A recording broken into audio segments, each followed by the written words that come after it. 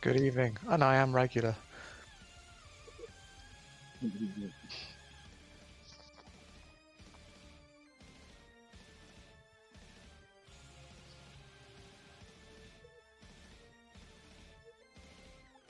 mic was muted! My mic was muted! I could hear you, Ben. I could hear you. My mic was muted on OBS. Oh, damn. All right, anyway, basically what I said is hi to Victor. Victor, I've already said hi, but this is the 38th episode of the GRcade Twitchcast. And Radio Radar, I believe Aaron was on, which was a Games Radar. Was it Games Radar or GRcade? It was back when it was still Games Radar, hence why we called it Radio Radar. And that was a good, almost 15 years ago now. I used to do that with Cora back in the day. And hello, by the way. Hi, thanks for having me. Oh, anytime. Believe me, anytime. It's usually me and other people, like the same people. I don't think people mind the other people, but because I'm here every time, they're probably thinking, fuck's sake, is this someone going to change with Pedz? No, you're the host. I suppose. Also, for the first time on the Twitchcast, we also have Darkrula. Hello there. Oh, That's it. I think Hypes might even be in chat. I'm unsure there. Hypes, you there? I mean, I'm here. Yes, and Hypes. Even if he doesn't talk about a lot of stuff, he will pipe in every so often with a witty remark. A witty remark. An excellent anecdote. Exactly. So basically, this time I thought we'd actually go back to the format of, looking at some news and stuff instead of just talking about what we've played, because we've done that the last few times simply because I haven't had time to look. So we've got a couple of things we can talk about, and I thought to first talk about the Resident Evil 8 showcase that was done by Capcom recently, and also the Maiden demo. Did any of you watch the showcase? not me. I watched a abridged version of it. I didn't, because it's like I had a look earlier to sort of do my homework for tonight again, and it looked like it was quite a long thing. I saw a little bit of it about the big giant girl that everyone's getting rather excited over. Oh, vampire boobs or something? I don't bloody know. Oh Weird yeah, people. I've seen that bit. It was all over Instagram and Twitter at one point. Us men are sad people, aren't we? Yeah. No, well, I watched the thing. I think it was about 20-30 minutes long, and it showed like some bits and bobs of Resident Evil 8, but it also showed some other Resident Evil thing which had different characters from different Resident Evil games, and I think it was basically like a horde mode or something. I had no interest in that. But Resident Evil 8, obviously they showed, Reverse, that's the one. I had no interest in myself. What about you guys? Do you have any interest in Reverse? So this is the sort of like shoehorned in multiplayer mode they're trying to add, right? Yeah, basically. I mean, I feel like they've tried to get a multiplayer Resident Evil going many times in the past, and I don't think it's ever gone well for them. Godspeed, but I don't have any interest. No, I think the best way they could do a Resident Evil online game, if it was some kind of MMO where you all got to survive, but I wouldn't know how best to go about it without it being like any other MMO. You'd have to not have like a full 8 players in a world where everything's gone to shit, kind of thing, Correct me if I'm wrong, because I don't know what this I must have missed that multiplayer bit. But wouldn't it make sense to have like a battle royale thing, which are all? I don't think there's enough battle royale games. I think there should be more of them. So Victor, I get what you're saying there. 100 Barry Burtons in a plane drop onto an island. Or the island drops onto Barry. But what about like a sort of reverse on it? Like instead of trying to be the last man standing, it's like 100 zombies and you're trying to fend them off or something. I don't know. That might be interesting. Or not. I have no idea, but it's just, it feels like they keep from what I heard about the Resident Evil 3 multiplayer, that was crap, and I think it's pretty dead now. So, who knows? my main takeaway from there was that Resident Evil 8 looked interesting. I think you're playing as the protagonist from Resident Evil 7, so I now know he doesn't die at the end. Having often played Resident Evil 7. Yeah, I've also not played Resident Evil 7 yet. I'm trying to sort of avoid. Yeah, it's kind of. I haven't watched too much of this Resident Evil 8 one because I'm saving Resident Evil 7 for when I can play it in VR at some point. I've got it. I set a goal for my stream to do it, never got around. I've got it. It came through with my my PSVR thing. I'm too chicken to ever start it. It's still wrapped, but one day. But what I do quite like about this one, I think the setting's quite fun, and I think it's fun that they seem to be going for like vampires and more like, you know, occult and mystic as opposed to like high-tech laboratories. Yeah, no, I get that, but the thing is Resident Evil was always about like slow-paced zombies and like a kind of web of mystery and intrigue, and it kind of moved away from that, if you ask me, when it kind of went more action orientated. And I'm not saying Resi 7 isn't like that because I haven't played it, but it seems now Resident Evil is not so much like a zombie survival horror thing. It seems to have broadened this like outlook on different genre, like not subgenres in the horror genre then. But like, could you really say these are Resident Evil when the first like 6 or 7 were very specific to a certain type of style of horror? Like, these are zombies, this is what Resident Evil is. Whereas now it seems to be moving away from that. Wouldn't it have been, in a way, wouldn't it be better to make a new series revolve around these other things? Or does it not matter? Because it's Resi and it's batshit crazy. Well, I guess to your point, I think Resident Evil 7 is seen as somewhat of a return to its roots in that kind, in at least the theme and the tone. I know it's first person, but I think a lot of fans would say that. Secondly, when you say the first 6 or 7 are a certain type, how are you defining the first 6 or 7? Because I would say, again, most Resi fans would say once Resident Evil 4 came out, that was the tone shifted. I don't know, but like Resident Evil 1, 2, 3, Code Veronica, and all the site and the spin-offs and stuff all seem to like have the same kind of slow zombies and certain like the gameplay was very similar. Even like I think like Outbreak and stuff. Was that multiplayer and online? I think that was one of the failed attempts at the multiplayer. Yeah. But like that all went for the same kind of thing, and then from Resi 4 onwards, they introduced like different monsters then, because even the zombies in there weren't really zombies. If you know, it's just I don't know. I mean, I'm not a Resi purist. I don't think it needs to necessarily be zombies. I think it needs to be schlocky. I think it needs to have a sort of a B-movie vibe. And again, yeah, I think there needs to be some sort of, you know, survival-y aspects to it. I think as well, when did Resident Evil 4 come out? Because I have a feeling Resident Evil 4 to now, like 2004. I'm gonna say that I don't know. I just remember playing it on my GameCube. When did Resident 1 come out? 97. Okay. I'm not making updates here. Yeah. Okay. But let's say you're roughly right. 7 years between Resi 1 to Resi 4. And then we're like 16 years from Resi 4 to now. Resident Evil has been more the action-y side than it has the previous one. True.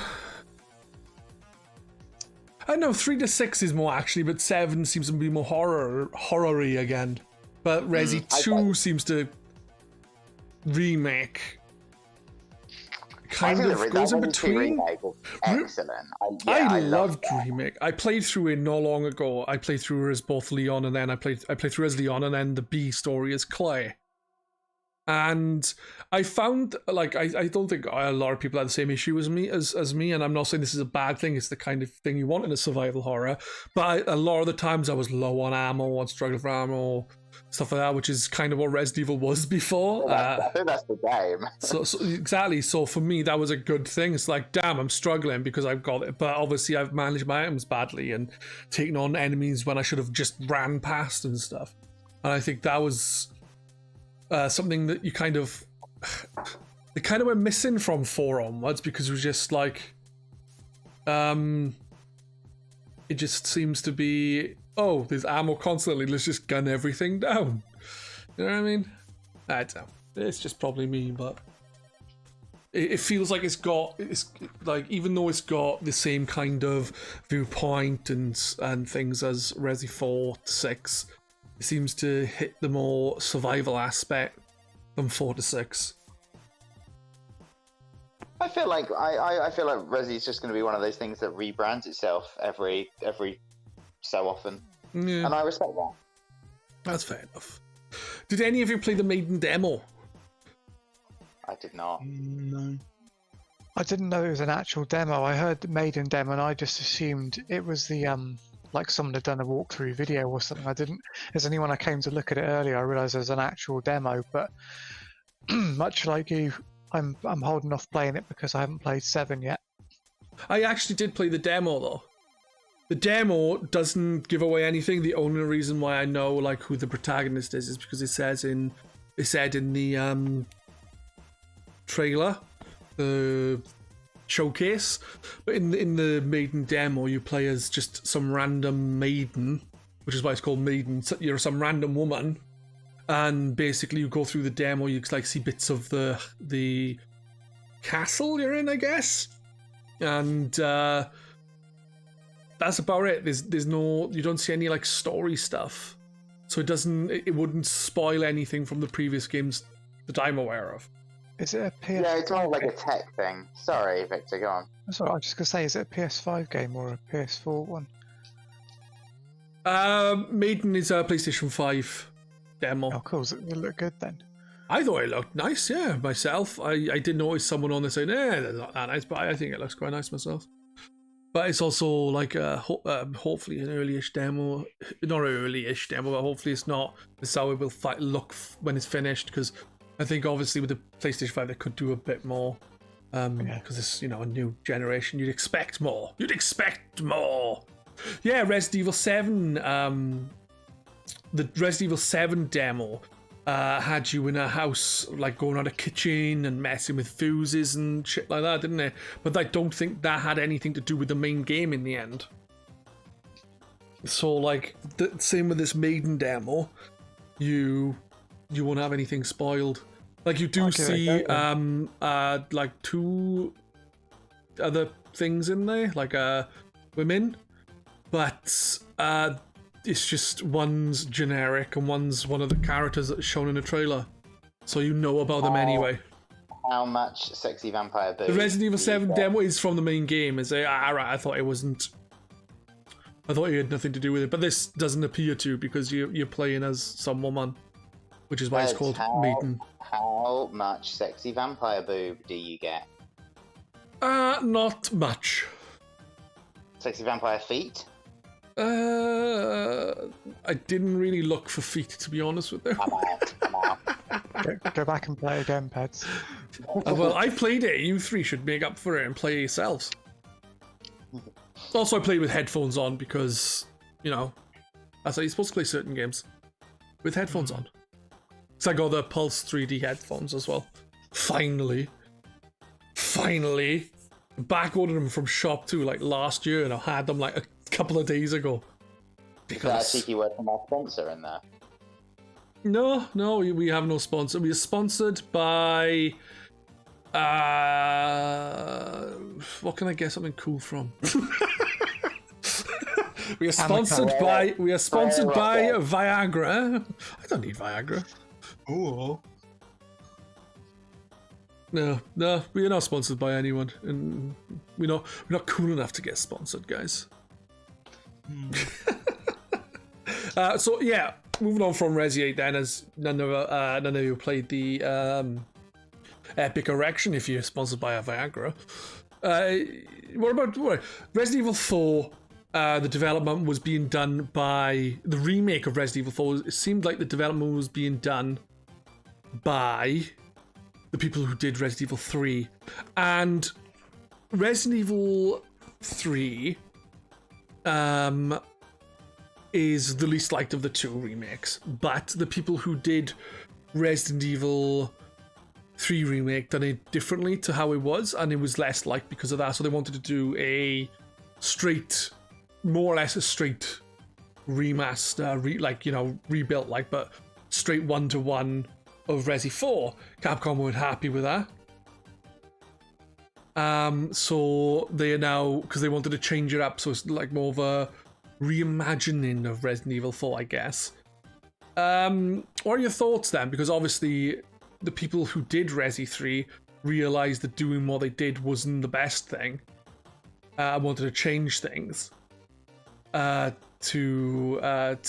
not change things, but keep things more like Resi 4, so it keeps people happy. But Capcom are saying, no, change it up a lot. Let's do this differently. Let's take it back off them. Yeah, I mean, I think I'm excited for this, to be honest. Of the Resi games that they're remaking, I think Resi 4 is the one that you could have most easily gotten away with just basically remastering and keeping it the same. However, I think there's been, about 3 to 4 remasters of keeping it the same over the years. I think I own Resi 4 on about 3 different platforms. I think this is my biggest issue with just remaking it in general, is you could still play it anyway. If someone's like, oh, right, I've been enjoying Resident Evil, let's play Resident Evil. Resident Evil 4 doesn't look fucking disgusting. It's not like a PlayStation 1 title. It actually still looks good now. Why are they remaking it in general? And it still plays good. Exactly. Why does it need to be done? Answer that one. That Wii version is subliminal. But, they're gonna... Sublime, not subliminal. But they know it's going to make money. It's like, yeah, okay, you could not for artistic reasons or whatnot. They're a business. They're going to do it. They've had roaring success with remaking their Resis recently, so fair enough. They're going to. If they're going to do it, I'm excited that they're sort of taking a swerve and going a different path with it. Kind of like the Final Fantasy VII remake. They could have quite easily, similarly, bashed that out and done quite a 1-to-1 straight up. Here's the game again, but looks pretty. I respect and like that they did something different with it, and I hope we get something like that out of Resi 4. Yeah, no, that's fair enough. My issue is just the simple. I don't know. It doesn't need to be done, so why bother? Don't get me wrong. I don't know. It just seems like a waste of resources, and they could just make a new instead of a new Revelations or another spin-off or something instead of remaking. It's like... I think this one in particular, I've only played a little bit of Resi 4. I borrowed it and got stuck on a fish that attacked a boat or something and got pissed off. But I know how revered it is, and I suspect that this one is going to sell fucking by the truckload. Yeah. So, and the fact that they're saying make it different is probably for that exact same reason, as they want it to sell by the truckload. If they just released another nice port of it, up-resed in some way, people wouldn't be too arsed with it. But if they do go mad with it and make it basically a completely new game that just has the same hooks in it, I think it'll probably just be go. Do you reckon they thinking then that the sales of this may increase the sales of the other Resident Evil 4 version as well, so they get double the cash, so to speak? No, I don't think so. I'd imagine it's just they probably it's quite, if they do it right, people love Resident Evil 4 so much. It's quite possible it could sell, like in AAA game numbers. Yeah, probably. I mean, I'm one of those cliched guys. Resi 4 is probably in my top 10 games of all time. Cumberdanes has said here, sorry for interrupting, just I wanted to quickly say it. Cumberdanes has said he streamed the game twice this year, Resident Evil 4, and it's still perfection, apart from when enemies spawned right in front of him. He said, other than that, the game is perfection. So.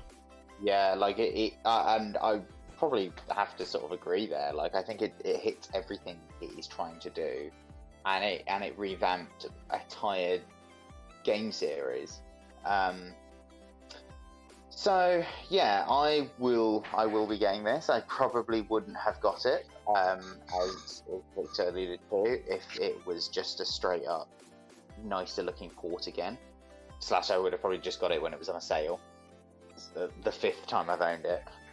So yeah, very, very happy that they're going to do something different with it. I wonder if it'll come to the Switch and you can use the Joy-Con as motion controls like you did the Wii. I am so annoyed that Resident Evil 4 HD remake is on the Switch, and I bought it. And I'm really, really pissed off that they didn't use the Joy-Cons for the motion controls. It's a very lazy port on Switch, which I rewarded with my money. But yeah, that Wii version, so good. That's fair enough. Rula, you got any thoughts on the Resi 4 remake? Moving in-house or just in general? In general, if they want to remake it, then they obviously know that's money on the table for them. And it could even just be a simple remaster and people would still probably buy it up. Yeah. Oh, you're probably right. Like, the thing is I wonder how far they will go there, because from the sounds of it, they are going to be changing a lot for the in-house move. So, maybe we'll have Resi 4, but more like the original Resi 4. Yeah, the ghosts possible. and stuff. That would be funny. Yeah, we would be very shocked with that. That's a point, actually. It was going to change from zombies quite early on. Resi 4 had ghosts and shit in it originally, didn't it? Yeah, it went through quite a lot of development hell. I think it was scrapped about 3 to 4 times. In fact, one of the scrapped versions became Devil May Cry. Yeah. Yeah. Forgot about that. Devil May Cry. It's a good game, but it's a bit... I played it recently, Devil May Cry. It was a good game, but it suffers from camera issues and various other things, a bit archaic in a lot of ways. Still fun, but, now I'm playing 2. That's fun. Anyway, Microsoft. Oh, boy. Yeah, what happened here? Fill me in. I'm out the loop. Right, basically, Microsoft, as you know. Oh, sorry, one second. I'd like to see a finished version of Resident Evil 1.5. I think there is a fan version of it online. Resident Evil 1.5. It's not quite perfect, but it's because it's got a lot of the proper assets and stuff. That it's meant to be pretty okay for the most part. It's got Leon and some other woman instead of Claire, and then I've got her name. And I think you can get a suit in Resi 2 remake for Clay, not for Leon. So basically Microsoft, they have Xbox Live Gold, as you know, and they have Game Pass. Microsoft were going to, they did up their prices of Xbox Live Gold to, over here, I think about 50% increase on the price. So it went from 29 to 40 quid or something. In other territories, it literally doubled in price. But within that was just for gold. That was just for gold. Game Pass didn't change at all. Yeah. It was just games for Xbox Live Gold. Then I think it was a day later, maybe. Can't remember exactly. Sorry about that. I don't even think it was a day. It was the same day, maybe. They reversed their decision and said they weren't increasing gold at all. So we have 3 things to talk about there, at least. We have, how the fuck can they justify an increase of 100% in some territories? 50% is bad enough. Do you think it was just a ploy to move people over to Game Pass? Because it's much better money for value for money, especially if you get Ultimate, which gives you EA Play, Xbox Live Gold is included. You get PC Game Pass, you get Cloud Game Pass. Yeah. It's much better monetary wise. And then you have the third option of, do you think this increase and then quickly increase it and then go back on that decision? And obviously they saw the backlash. Do you think the backlash do you think people may have some, not ill will, but trust Microsoft less now? Because the last few years, all I've heard of people is Microsoft are doing so much better. They've improved. They know what they're doing. Phil Spencer seems to have his head on right and shit like that. And then you have this happen. Do you think fans are going to be like, I don't really know if I can trust them as much? Yeah, I think there's been a bit of a downward dip in trust from some people anyway. They're listening around. Yeah, so can I just ask, how much is Xbox Live Gold for a year? I think it's £50. £50. Okay. And how long has it been that for? I think it was increased by £10. Yeah, Not too long ago, was it? It was increased by. I think it increased by £10, like around the same time PlayStation increased theirs by £10 in the UK. Yeah, I so- assumed it was to do with Brexit, to be honest, but who knows? Yeah, because I remember when I got my 360 back in when was that? 2005. It was £40 for the year, Mm-hmm. Yeah. and that is worth £61 in today's money with a quick Google. So part of it could be them just trying to keep up with inflation. I do think there's probably something to the whole let's move everyone onto Game Pass aspect. See, I if think that it might be was that the more than the inflation, only because they didn't increase anything else, just gold. case- Yeah. Well, if that was the case of getting everyone to Game Pass, why not just discontinue Gold and move everyone to Game Pass? Probably because you can't necessarily just drop the solution, because if you drop gold, then people can't play online, right? And then you're Yeah. forcing people to buy a service that they don't necessarily want if all they want to do is play Call of Duty with their mates. Which is a lot of people, or FIFA with their mates, which is a large selection. I mean, we are, we are talking about video games on a online Daily basis. on an online podcast to other video gamers. So we don't necessarily see, I think, what is the large swath of the market, which is people that just want to play FIFA, Call of Duty with their mates, and that's it. And I think you can't get rid of Xbox Live Gold or those subscription services for that reason. I mean, you could just get rid of it and let people play online for free. Shock horror, like the PC has for years. But whatever. So I think probably by making it look unattractive compared to Game Pass, that's probably the way. But I don't think this is the way to go about it. I think the way to go about it is the way they've previously gone about it in the past, which is, hey guys, pay us 20p and you get Xbox Live Game Pass Ultimate for 17 years, or whatever crazy deal they had when it first No, I could see where you're coming from there. Even if they did an increase and it was a slight increase of £10 for the year instead of, that was 6 months, that was a £10 increase for 6 months, then I think it may have come across better, or they could have done something like increased our bit, but where it was such a high amount, for, like I said, some territories is literally double the price. It's going to be well, what are you playing at? And they obviously knew they did something stupid because they reversed it within a day. They're like, nah, sorry guys, we can't do that. We realized we fucked up. So you the issue is now is, what if they turn around and do it again? But don't reverse it. What if Sony go around and do the same? All right, let's everyone just agree. What if Nintendo go and do it? And you get fuck over Nintendo. Nintendo do it. Nintendo do. They don't have a service worth 20, let alone 60. I completely agree with him.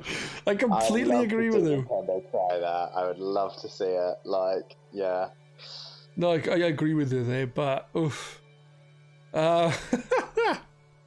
You can't really argue with that. I was gonna ask one thing, because I noticed I have obviously the thread on the forum for the podcast, but in there I've asked people to ask questions, and I believe that Jawa 4, that is, specifically asked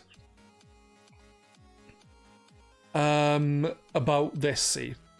He's got a few questions for us. He says, with Microsoft planning to increase the cost of Xbox Live Gold and then going back on that decision due to poor consumer feedback, how do you feel about gaming subscriptions? Could the costs deter people from going multi-format, as some have done in the past with past console generations?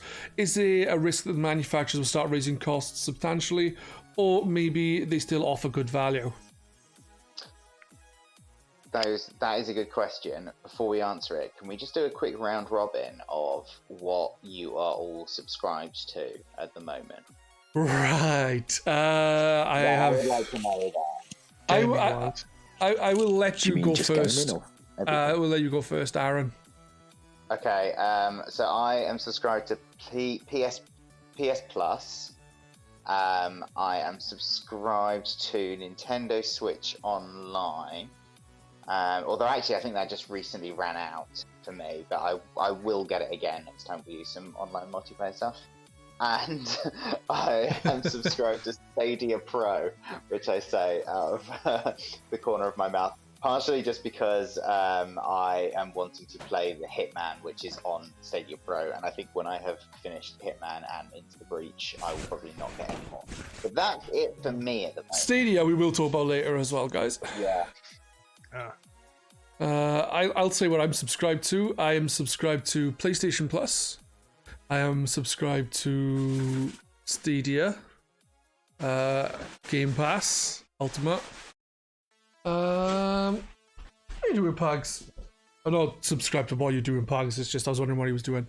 I think that's it. I don't think there's anything else that I'm aware of. No PlayStation Now. Oh, no EA Play. Okay, sorry. I've got Game Pass Ultimate. I've got EA Play on the PC as well as on the Xbox, but that's including my Game Pass now. The PC obviously isn't. I forgot I've also got Nintendo Switch Online. I've also got PlayStation Now. Yeah. Shush you. So yeah, I've probably got more that I can't even remember. Alright. Yeah. So I've got most of the gaming subscriptions that I'm aware of. Rula, what about you? I'm just Switch Online and Game Pass Ultimate. What were you playing? Oh, I was going to say, what were you playing GTA 5 online on? But that's Game Pass Ultimate. Xbox, yeah. Yeah. Cool. Hypes, what about you? Just Nintendo Switch Online. That's cheap. a waste of money. Cheap date. Did what Victor about you, say what he Victor? had? I did not. I have PlayStation Plus, and reluctantly I have Nintendo Switch Online. Which Everyone's got Nintendo Switch Online. Everyone's reluctant about it, though, aren't they? nobody actually uses it. Yeah. I'm glad I have got it now though, so I can take For the part in tiny amount it Mario is. Maker. But apart from that, I never use the online bit. It just kind of, I check my PayPal and it goes, oh, like, you know, 12 quid or what's that? Oh, Switch. Oh, bollocks. Oh, well, I'll cancel it next time. And I never do. I will tell you now, Game Pass is much better value than PlayStation now. Much better value. Yeah, PlayStation. Especially if you go Ultimate. Also, guys, Coming in does say you need core Band. advances. I think is tied to his Xbox by virtue of how much he invested in Rock Band DLC. I can understand that. The issue is his core didn't turn up. He said he was going to turn up, and he didn't turn up. It's not my fault. Take out Makora, go into his stream and say, "Dude, you didn't show up. You son of a bitch." And then maybe he'll cry. He does have a lot of Rock Band DLC. He has a lot. Yeah. So yeah, what about what I asked you about Jawa's question? I shall reread it if I can. Yes, thank you. With Microsoft planning to increase the cost of Xbox Live Gold and then going back on that decision due to poor consumer feedback, how do you feel about gaming subscriptions? Could the costs deter people from going multi-format as some have done in past console generations? Is there a risk that the manufacturers will start raising costs substantially? I don't know what the hell I said there. Or maybe they still offer good value. I don't necessarily think they offer good value. I think Game Pass Ultimate offers good value, but Yeah.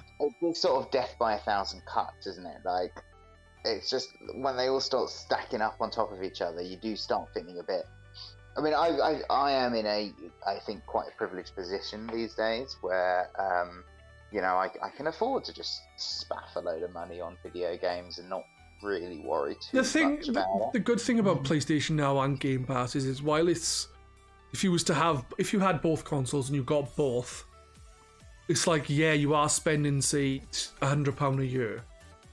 But that's like 2 games now. That's a game and DLC with the prices of current gen consoles. Yeah, that's a good point. That's a special edition game, and then you're done. That is a good point, and I do suppose that like PlayStation Plus, £40 a year, which I think you can get it for that if you shop around. I think there has been some pretty decent free games on there, including this month, which is you got Control, which I'm annoyed about because I bought Control last month. Yep. But I think I got Hitman 1 on there, Bloodborne. Demon's Souls, if you had PlayStation 3.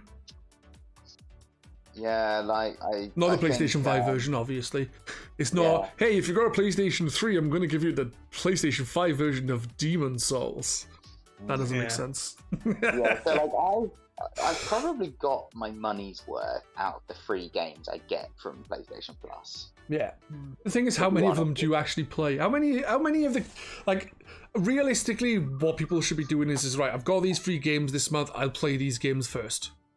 How many people do that? How many people have got about 95% of the gold or now PlayStation Plus library untouched? Guilty. I'm looking at the games with gold games I've claimed. There's 7 on my list. Of those games, I've probably only played 2 and probably only touched them once. See, I've got loads and I've barely touched most of them. Yeah. But because they're free, you just kind of try them out and then never touch them. I'm just scrolling down my list of PlayStation games right now, being like, what is that? I've never even seen that. Or and others have been like, oh, I've got this. So let's have a look. So I've got the Batman Telltale series came from that. I played that for maybe an hour. Oh, the BioShock collection. Cool. I haven't really touched that. Yeah. Just like Call of Duty Modern Warfare 4. Call of Duty 4. Cool, the remake of that, great. Have not touched that. But the games I have touched out of it, Bloodborne, amazing. Hitman, really great. Haven't touched Neo yet, but I wanted to get one to that. I played an hour of that. I was requested for me to play an hour of it too. I enjoyed it. I preferred it to... When I played it, I was like, oh yeah, I prefer this to like Dark Souls and stuff, because I'm not a big fan of them. I've only finished the first Dark Souls, and that was only like the other day. But I prefer the faster pace of it, which is why I like Sekiro, even though I'm awful at it, and Bloodborne, even though I'm awful at that. I like the faster pace than the really slow trudging along. Like I've got 65 sticks up my arse gameplay of Dark Souls. And then just other ones, I've got Star Wars Battlefront 2, played a lot of that. That was free. That was great. Yeah. Uncharted collection, cool. Yeah, played a decent chunk of that. XCOM 2. Oh, great game. Got that for free. So yeah, I think probably of the... I've probably had it 3 years, 120 quid I've spent on PlayStation Plus. That's my money's worth there. So maybe it is good value. I don't know. My thing, a problem with Plus is I understand Game Pass. The games that are out on it are current games, as in, a game might come out this Friday and it's on Games Pass, whereas or Game Pass rather, whereas PlayStation Plus may get a fantastic game like Control, but that's been out a while. So the problem you get is like, do you hold off getting any games on the off chance it might turn up on Plus one day, like I've been doing with The Order, whatever that is, or maybe like Sackboy's Big Adventure, you might think, oh, that'll turn up on Plus one day, and end up never getting the bloody thing. That's the difference between the two services. It's like there's a lot of good games on it, but you have to wait forever for them to maybe turn up. Whereas Game Pass, I'd be a lot more willing to stump up a lot more money for it, knowing that I'm going to be playing the current games. Yeah, I think you're completely right there, Victor, because I think as well, this generation the past generation, was super interesting to watch, because out of the gate, I think the PS4 was definitely the console to own, and Microsoft were left struggling in the dust. And I think in Game Pass, they really made their proposition much more attractive over the course of that generation. I mean, even halfway through, I was like, oh, good, I'm really glad I pumped the PlayStation this generation because Xbox is floating around. Then Game Pass came out and sort of changed everything, and there were like loads of games coming out that first year that I was wanting, and you'd have to buy on PlayStation, but just going straight to Game Pass, including The Outer Wilds, launched straight on Game Pass, I believe. I think there was like a couple of indie games like Stealth Bastards, which I was quite interested in, but not maybe enough to spend the 15-20 quid. Stealth Bastard? But the game made by Marky and Co. No, not Stealth Bastard. Sorry, what am I thinking of? The ones of... What is it? It's like you're a prisoner, you wake up as a procedurally generated prisoner in space.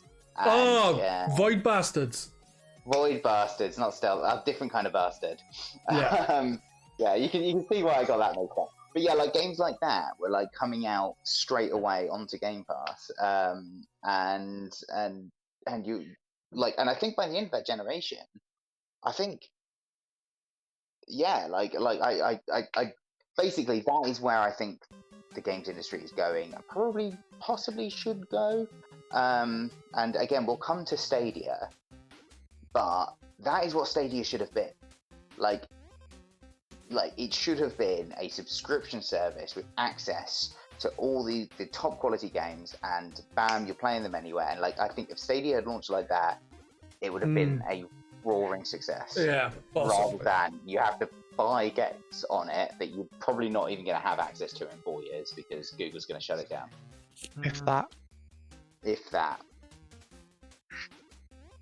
Which everybody thought was going to happen when they announced it, because Google historically dropped their stuff at the... Yeah. There's a segue. Pedz, we've set a segue up for you. Well, we can move on to Stadia then, because it is on there. It's on the last on the list because it's the newest thing. But not long before we went live, Stadia announced that they are dropping in-house game development. They will be relying on third-party games development, and I think third-party deals. So like maybe it's like, hey, we're gonna money hat this game. So the Stadia have been around for what, a year and a half? Year and a bit. 2019 it launched. Yeah, and already is dropping its own in-game development stuff, which is worrying for, as Victor just said, Google are known for dropping stuff just because. But what's worrying is the fact is when Stadia was announced, they said they had so many games in development, they had so many teams that they've now got on there, like payroll, and there's so much of this and so much of that, and you've not really seen anything really come from them at all that I'm aware of. To then them turn around already and be like, yeah, I think we're just going to rely on other people to do our stuff for us, and so it's very worrying, isn't it? I've got some thoughts about this. I think in and of itself, it's not that worrying, partially because I think if Stadia gets its model right, it doesn't have to be a platform that creates unique games. I think it can very easily exist as a platform for games that are made by other people that you can play anywhere. I think as well, the fact that they are shutting down their studios, I think is, for me, I think it's good news because of the way they've gone about it. I think them and Amazon...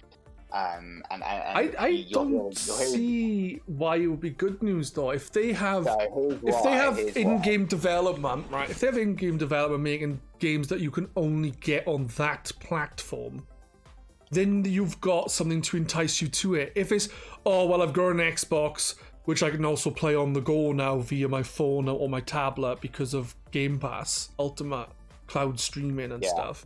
And PlayStation Now, which you could stream as well. I don't know about the tablet stuff, but definitely can on. Then it's like, well, what's the incentive to go with Google? Why bother with Stadia?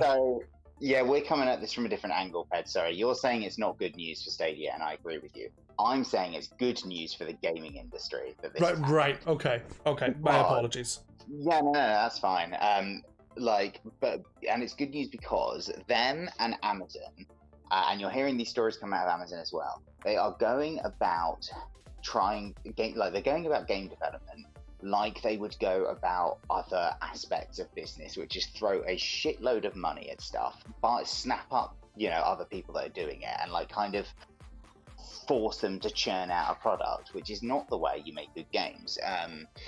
And it's not the way you get talent to thrive in this industry. So I think the stories that have come out of it, the stories that have come out of game development in general makes you wonder how good games come out. Like, look at Ubisoft, the past. It's like they've made good games, but fuck am I buying them anymore? Well, yeah, exactly. But I think apparently it's really, really bad out of Google and Amazon because they just don't seem to understand. And yeah, so I guess my feeling that's one side. That's their own studios. It's sad for the people that have lost their jobs, obviously. But then I think Stadia would work much, much better as a platform if it was basically an alternative to Game Pass Ultimate, I think. Basically, you want it to be kind of like Game Pass. A lot of people say is like a Netflix for games. Stadia would be best, you say, as a Netflix for games with the occasional exclusive title from a third-party developer. You say, no? Yeah, something like that. Yes, basically just third parties. It's just PC games that you can play anywhere, but you have a subscription to. Yeah, so yeah, that's my thinking there. I agree. I'm afraid I have to go now, but yeah, that's basically when they first announced what it was. The initial feeling I got was like, oh, that was what it was going to be, and then the more you read into it, it's like, wait a minute, it's basically why is it not that? Why is it pretending? Why is it behaving like a startup console with some exclusives you can buy and stuff? Why not just make it, effectively like a Steam library that you can just access, or just like you say, just like Game Pass? It's just really odd way of going, real backwards way of going about it.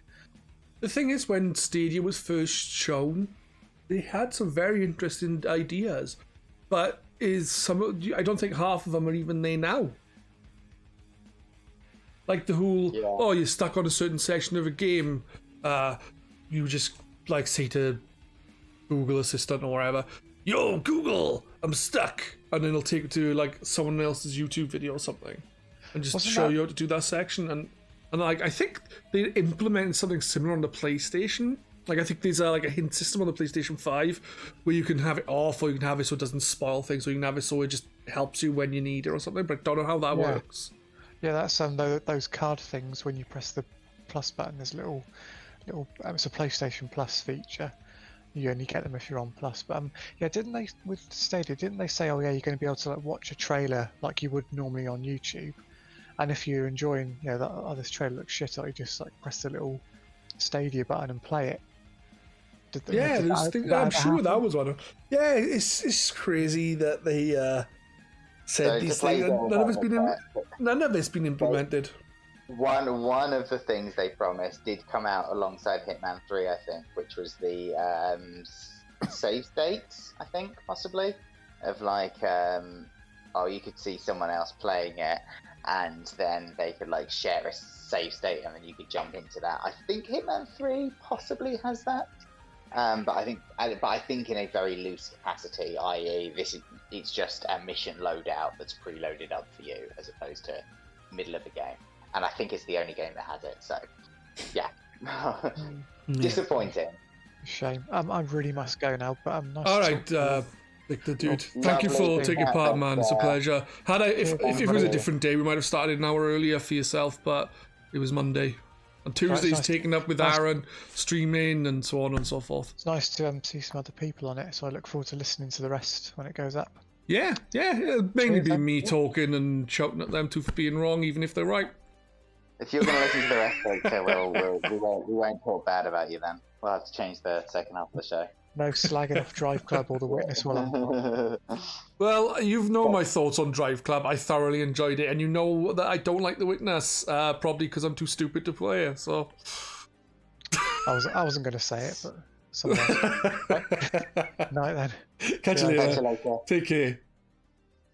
See you, Victor. Right, there you go. And that was Victor. For those who are unfamiliar, Victor is our resident grump.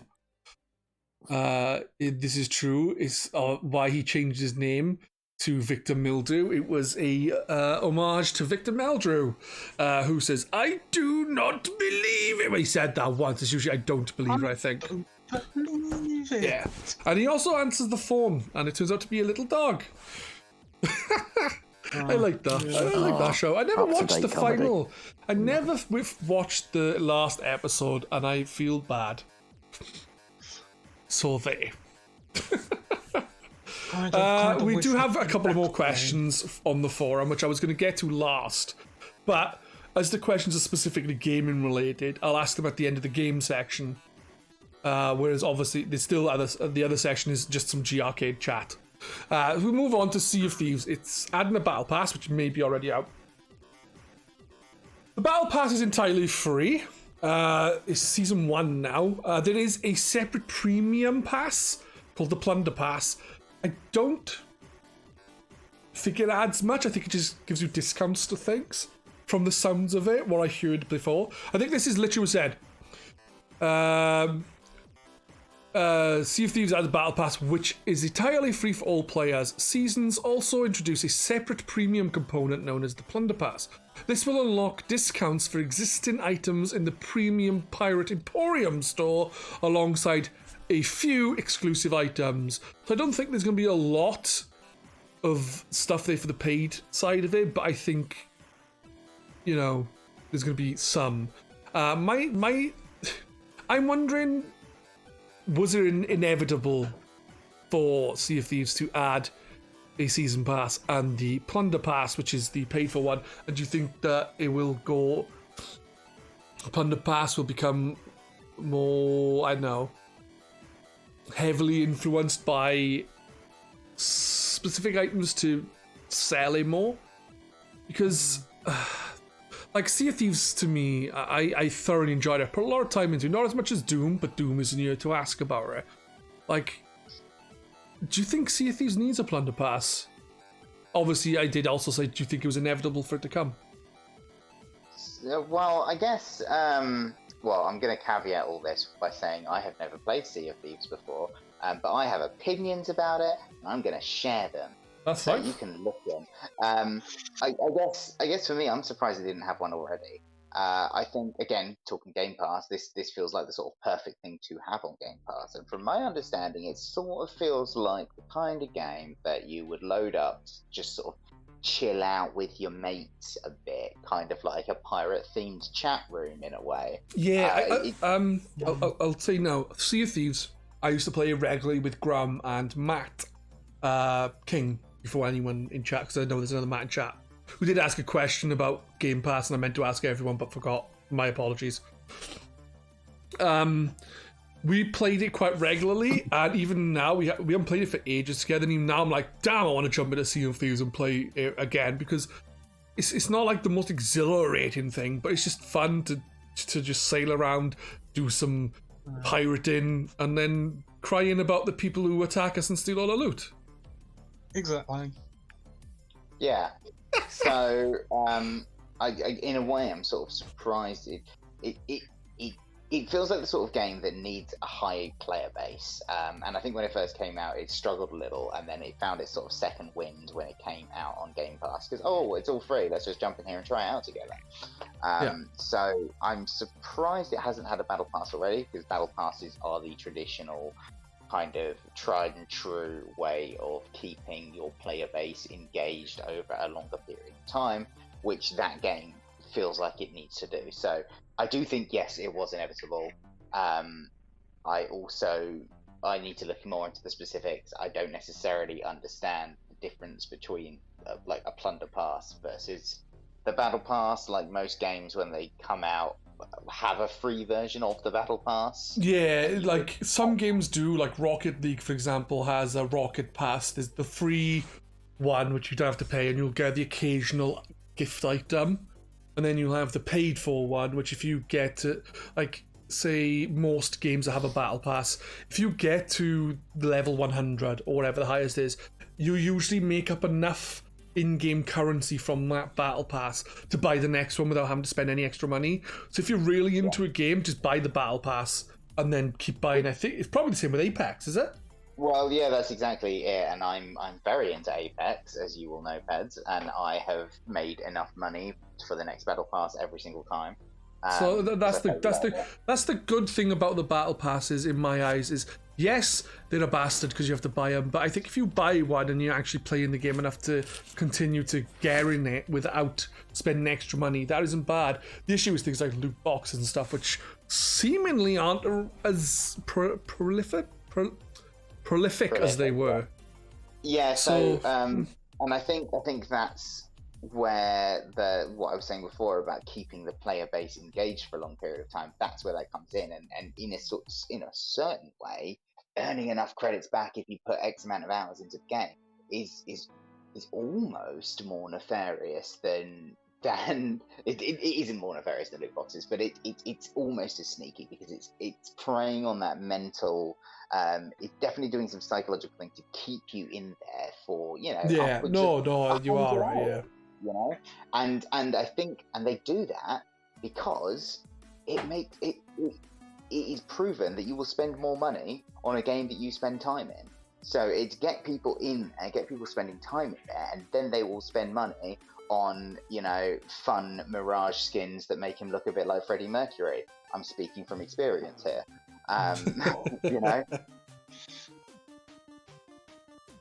No, I get what you're saying. Is Aaron cut out or was he stopped? No, I made my point. I thought you could have. No, I get what you're saying. Mic drop. For me, I've got the Fortnite Battle Pass because I don't play a lot of Fortnite, but I play it enough with my children. I don't play with anyone else. I have played with Ubellion actually, so once. But I play enough where I usually get to level 100. Even though, I think it was last season, you could get to 300 and something, and get rainbow-colored versions of Marvel characters, but which look really cool in my opinion. I play an hour or two a week.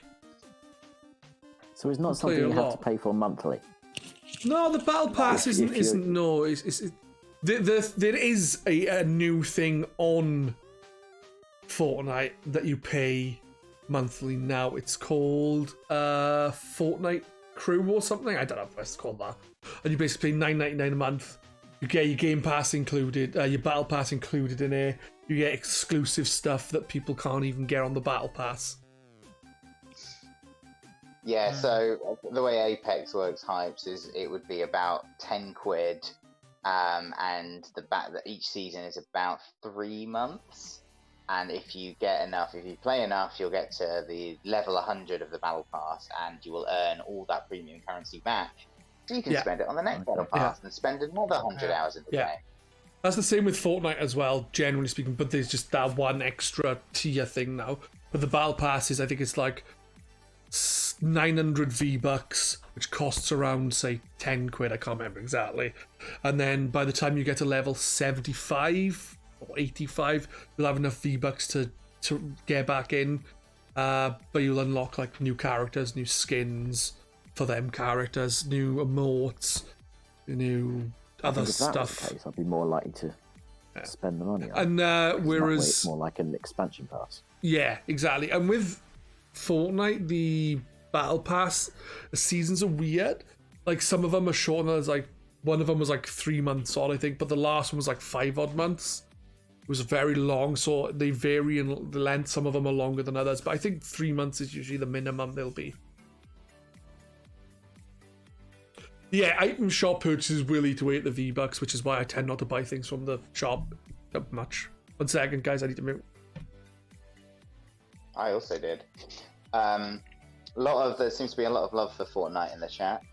Just gonna do a cheeky plug while we're waiting for Pedz. If anyone ever wants to play Apex, I'm always down for teaching people the ropes on that. I love that game. You've talked about it quite often in the various threads around, haven't you? I Is love that coming game. to Switch? Apparently it's coming to Switch. There's the rumours. Well, what is they Apex have Legends? announced. They have announced that it's going to Switch. Apex Legends is it's another battle royale game, so 60 people drop, but it's teams of it's teams of 3 people, so 20 teams of 3, and it's sort of a skill based. As in each character has a different sort of set of skills they can use. Kind of hero based, like Overwatch. Yeah, sort of Overwatch. You have like different skills, but it doesn't necessarily. It just feels so good. The movement is made by the guys that made Titanfall, so the movement is so good. The guns feel so good, and the positioning is just excellent. What I love about that is it isn't necessarily how good you are at shooting. I think my favourite thing, about Apex is just the movement of the game. Just getting around. It feels so lovely to move around in that game, yeah. Especially if you're one of the movement-based legends like Pathfinder, who is my main. Pathfinder's awesome. I keep calling him Legion, but yeah, Pathfinder. He looks like Legion. Does look like. Anyway, that's my Apex minute. Thank you. Yeah, well, that's fine. No, Apex is really good. Like I said, I've said before, I enjoy all the BRs I've played. They all play differently. It's not like the cookie cutter games. I don't mean the game Cookie Cutter in the sense of it's just the same game with a different skin. They all play and feel different. Even like the most alike games, which would be, say, like, I don't know, maybe PUBG and COD, maybe, but they none of them play alike. They all feel different, and that's fine. It's not like just going from, say, I know, one game to another in the same genre, they feel kind of the same. They all actually play quite different, and they've all got their own USP.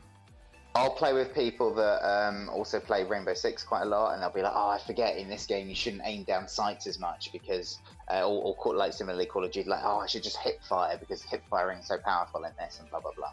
But yeah, Ruler, it'll be on Xbox. It's got crossplay. If you fancy it, I'll show you the ropes. Yeah. I'll show you the ropes as well. First time I played with Aaron, we won. We did win the first time you ever played with me. I can't promise a repeat of that, but what happened was if Aaron and me dropped into like this hot zone, Aaron got his ass kicked. I then rescued Aaron and we run off and killed loads of other people. If it wasn't for me, we would have lost. Yeah. I don't think I'd done anything other than revive Aaron for Aaron to do all the killing, but you know, it was necessary. It was essential to the win. But I love those matches where you just like absolutely pin down, your whole squad dies, and then you just like hide for a minute until they run off, and then you sneak out, get your friends' dog tags, and then find a respawn station. Such a good game. Anyway, I've had 2 minutes out of my Apex minute now, so feel free to move on. Yeah. Well, that's the thing. Like Sea of Thieves, I'm tempted to have a look at it. It depends. It depends if if Matt and Grum ever go back to it, because I've had, like I said, like it's not the best game. It's a bit repetitive, and the content, like they add stuff over time, and it's good. Like we did the Tall Tales and stuff, which was really enjoyable. And from the sounds of it, season 1 has its own story stuff, maybe. So hopefully they'll be up for jumping back on there. But yeah, it's surprising it's taken so long to get a battle pass. Grum did say that it is a bad game. He just likes hanging out and chatting with you guys. It's not that it's a bad game, it's just Grum is bad at it, just like any other game. I think we were playing Halo together, me and Grum. I'm sure he like run me off and like, oh sorry, I didn't realise it was you. Like, thanks. Stuff like that. He kept like doing stupid things because he's just bad. Naughty Grum. I'm only joking, Grum. The next up was something I wanted to talk about, but I was hoping Janua would be here for this as well because of one of the things I wanted to talk about specifically, which is the visuals of the game, the graphics like. And that is Ghosts and Goblins Resurrection. It's coming out this month. It'll be out on the 25th. My first thoughts of the game is the visual style. Because have you seen Ghosts and Goblins Resurrection?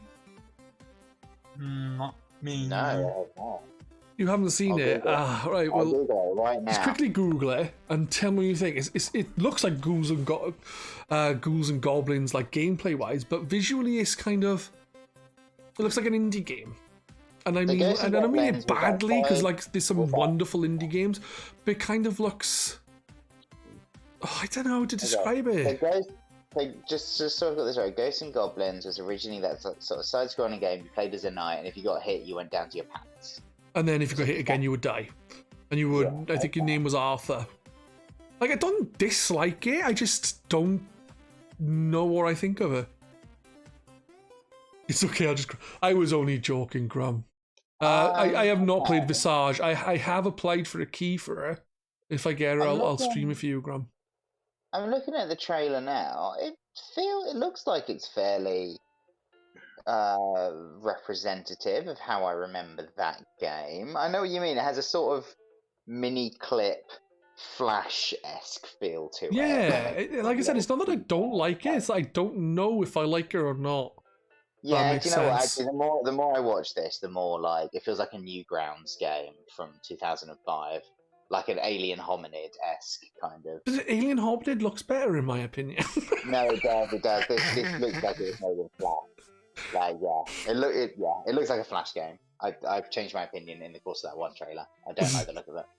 Yeah, I don't know. I think they could have even gone sprite-based again and kept it like the SNES game, which I think is Ghosts and Goblins, or Ghouls and Ghosts. Yeah. No, I can't remember. I don't know. There's like 8 different names for it. But any of you as like I know I like obviously Aaron has now said he doesn't really like the visuals. Darkrula hasn't said either way. Neither has Hypes.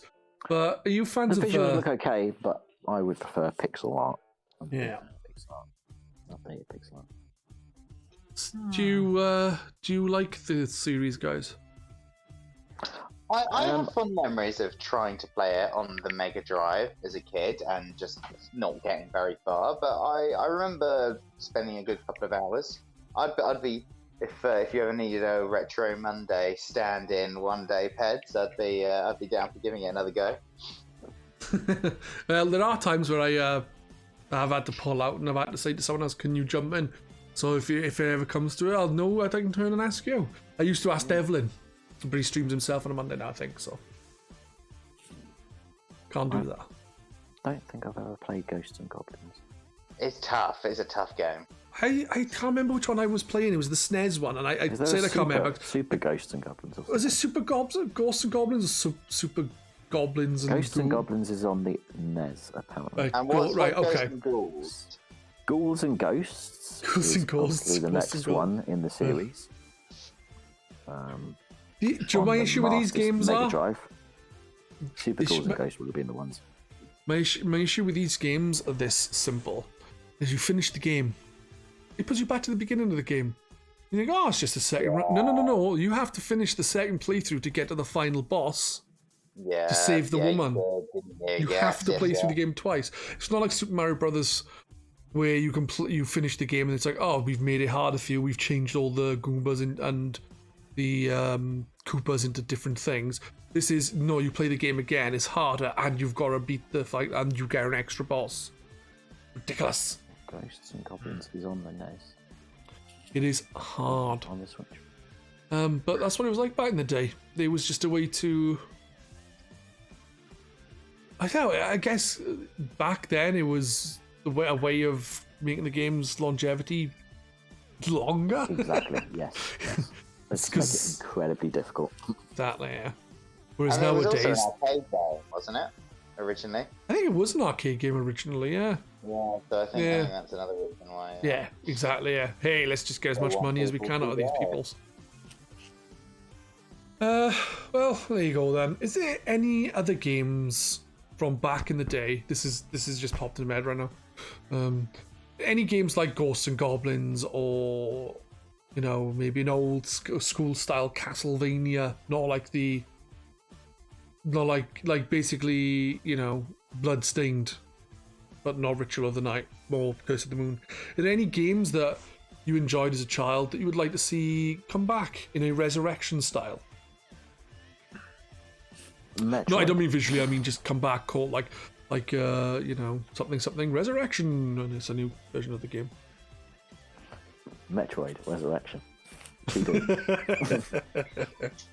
Blue Shadow. I don't know what that is. No, I enjoyed the 2D. What about like choice. Ninja Gaiden, and it comes back with like Ninja Gaiden 4? No, Ninja Gaiden Xbox style. Ninja Gaiden NES style.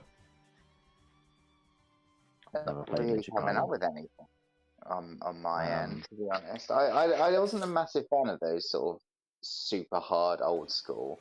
I mean, my first video game was Sonic the Hedgehog, so I sort of grew up when things were like slightly easier. Like those games were slightly easier. It doesn't have. It doesn't have to be something like that. It could even be like for I would have said like Sonic Mania, but that's already come out now. So Yeah, no, that's true. Sonic Mania, like my answer would have been, I want a better, updated kind of Sonic game, a la the old ones. But Sonic Mania came out and gave me that, and it was great. So, What about Mario? We haven't had a Mario that comes back like that. Like New Super Mario Brothers is not the same, is it? It's the Super Mario World 2, 3. Exactly. I don't know, it's in the same vein. No, Maybe he likes the art style. the physics are all wrong. Like it feels slightly, and the art style is also bad because you can't quite tell where the edge. Yeah, I agree, Pedz. I want a real sequel to Super Mario World that isn't Yoshi's Island. But there's also the music. But now you've in just Super got Mario Maker, Land. haven't you? Super Mario, Well, that's but Super Mario Land's also not the Super Mario Land. Super Mario, New Super Mario. The music is an issue. No. Gargoyle's Quest reboot. That'd be cool.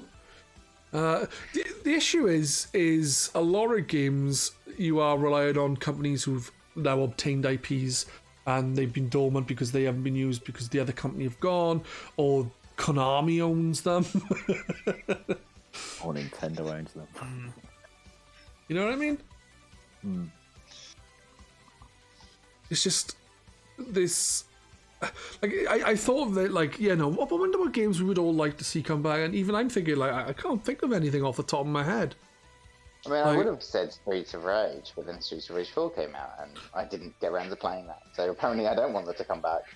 Streets of Rage 4 is really good. Like I said to people, I preferred River City Girls, but they're very different style fighting games. Like Streets of Rage is like proper pure arcade beat 'em up, whereas River City Girls has got RPG elements where you can not just like get stronger, but you can learn new moves and so on and so forth, and it's really fun.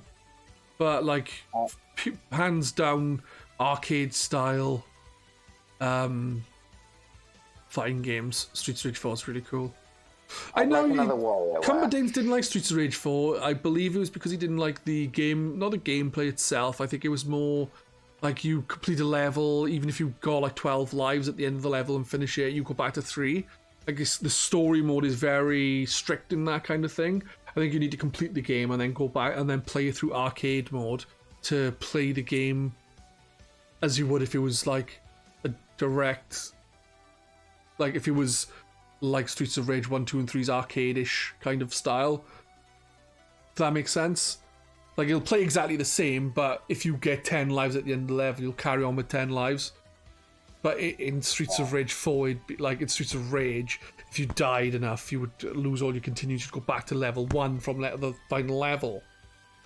Whereas, like in Streets of Rage 4, if you die, lose all your lives, you'll just continue from the level you were on. But really unbalanced. I never found it too bad. I really enjoyed the game. I played through with Grum. Me and Grum played as...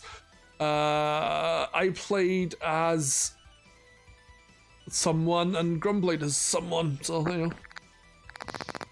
Cool. They're nice, memorable characters, though. No, I'm just awful at names. I'm trying to think of any of the characters. Max is one of the characters, but he's not. He was in 2, wasn't he, Max? Adam... Axel, Skate. Cherry. Blaze.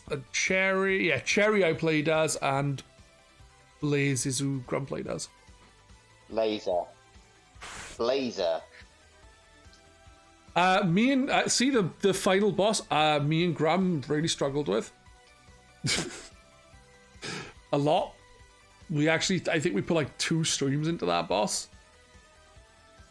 I don't know if it's like more difficult in co-op than it is solo, but it was hard. Hey, not to hijack your hosting, Pedz, but I just wondered if. Do we have any more news to get through? Because there's a couple of questions in the thread that I wouldn't hate answering before I need to go in about half an hour. Yeah, we'll be getting through to the questions now. The only thing I wanted to mention, literally the only other things I wanted to mention, was this month's PlayStation Plus and Xbox Live Gold games. Oh yeah, do that. Mention that. Yeah. Well, I wanted it, like, I'm not going to be like, oh, which is better, because I think both are pretty good, personally. But you've got, for PlayStation Plus this month, you've got Destruction All-Stars for the PlayStation 5. You have Concrete Genie for the PlayStation 4. And you have Control Ultimate Edition for the PlayStation 4 and PlayStation 5. Nice. Destruction All-Stars, when I saw it, it kind of, like, when it first came up, I thought, oh, it's Destruction Derby, and then it wasn't. It's kind of like some weird Battle Royale mixed, like, game with people and cars. It's weird looking, not in a bad way. It looks, it looks interesting. At the very least. Control, I have finished it on the Xbox One, so I don't know if I'll bother playing it on the PlayStation 5, because I don't really want to, because I only finished the other day. The only thing I've done is I haven't finished the latest DLC. I've done the other DLC, I haven't finished the last one. You should load it up and just look at the ray tracing and then turn it off. No. Concrete Genie was a game that really interested me when it was shown. I just never got it because too many games. So that one is probably the one I'm looking forward to the most out of those games. Got Concrete Genie. Yeah, I mean, I'm slightly annoyed because I bought Control in the Christmas sale for £15. So not terrible, but I didn't get the Ultimate Edition though, so hopefully I can still get that. Also, just public service announcement for anyone like me that has a PlayStation 4 and not a PlayStation 5. If you go on the PlayStation app, you can claim the PS5 games on there, and then they'll be waiting for you when you finally get a PS5. Yeah, make sure you do that. You can do that. I think you can do it online as well. So I did it before I got my PlayStation 5, so I could get Bug Snacks. Bug Snacks. I've got Bug Snacks. I mean, I haven't played it yet. I don't know if Rula, have you got a PlayStation 5? No. So you got no interest in any of these games? Not really, no. That's fair enough. What's on Xbox this month? On Xbox, you have Gears of War 5 and a game called Dandara, which I don't know what that is. Dandara. And then you have Resident Evil Remake. Oh, no, wait, it's there now. So you have Gears of War 5 and Resident Evil on the Xbox One. Resident Evil is a remake of the first game that was on GameCube as a HD version, which is personally Resident Evil Remake on the GameCube, my favourite Resident Evil game. You have then Dandara, Trials of Fear Edition for the 360, and then you have a game called Indiana Jones and the Emperor's Tomb for the original Xbox coming to Games of Gold. Gears of War 5, I haven't played it yet, it's on Game Pass. That's good for those who haven't got Game Pass, I'll have a look at it. Resident Evil, I do want to play through it again at some point on stream. Dandara, never heard of it, and the last Indiana Jones game I played, Hypes made me play, and I was awful at it, and I cried myself to sleep that night. That's an amazing game. Dandara is a Metroidvania based on a Brazilian folktale. Oh, that sounds interesting. I'll have to have a look at that then. I'm more interested now than I was before, because I don't know what it was. What about you guys? Any thoughts? I mean, I think that feels like a pretty strong week to me. I guess my question is, like, how much of these games, like, don't come to Game Pass? Like, who like, Gears of War 5 was on Game Pass when it launched, right? Yeah. So, like, who is that for? Like, how many? Well, I mean, I believe that there is I believe the the gap, it's something like I don't know exactly, but it's something like 20 million Game Pass users and 80 million Xbox Live subscribers. So there's a massive gap. Yeah. I mean, I was literally like earlier in this episode arguing about the people that only had an Xbox to play FIFA or Call of Duty their name. So yes, very true. We will be dropping in Destruction All Stars. I don't know. I don't know anything about the game. I don't even know if you do drop in that game or if you drive in off the side in your car. I don't know how it works. It's one of the PlayStation games. I'll drop on that with someone. Ruler, you've got an Xbox. What do you think about these games? Again, not really much interest. You know, if they're on Game Pass, I might give them a try. You're not a Resident Evil fan? No. What? Fair. No, nah. Ruler. Ruler's banned. Any of them? If you never enjoyed them, then it's fair enough. But, you know, I'm a big fan. I'm not like a super fan like Cora or something, but I am a big fan. This one's free. If you streamed a bit of that one that you're getting for free, I would watch it. I'd be interested in seeing your thoughts. Right. It's on Games with Gold, so you just grab them. I grabbed every gold game. If it's free, I'm getting it. I'm not going to not get it. It's like I'm paying for it. I may as well get it. Yeah. I don't see the point in not getting things that you're paying for. It's just like, I may as well not pay for gold. I don't play online very often, and now I can play like Sea of Thieves when I was playing it with Matt and Graham. I was playing the PC version, so I didn't need gold for it. You don't have to do it. You don't have to finish it. But if you did stream a little bit, I'd be interested in seeing you bash your head against it. I like watching people play games they don't enjoy. I want to see someone. I want to play the original Resident Evil for a little bit, just so I can listen to the crappy voice acting. I'm joking. Right. So then we have more questions from Java. We'll go from there. Right. That is literally all we were talking about there, apart from Stadia, which we talked about earlier. Came up earlier. It came up earlier instead of where it was supposed to. Yeah. Right, so Java has 3 questions. Here's question number 2, because we answered one already. Switch is proving to be a huge sales success. Is Nintendo's own gaming output supporting this in terms of quality? Or do you feel there is room for improvement? Personally, Java, the quality of games isn't really the issue for me. It's more the quantity. Like, the games that have come out have been really good, and I've enjoyed them. I just feel like the fact that most of the games that I'm seeing coming out, or they like sticking with me more, is the Wii U ports. It kind of throws me off a bit, and I'm thinking, just, release new games, even if it's re-releases.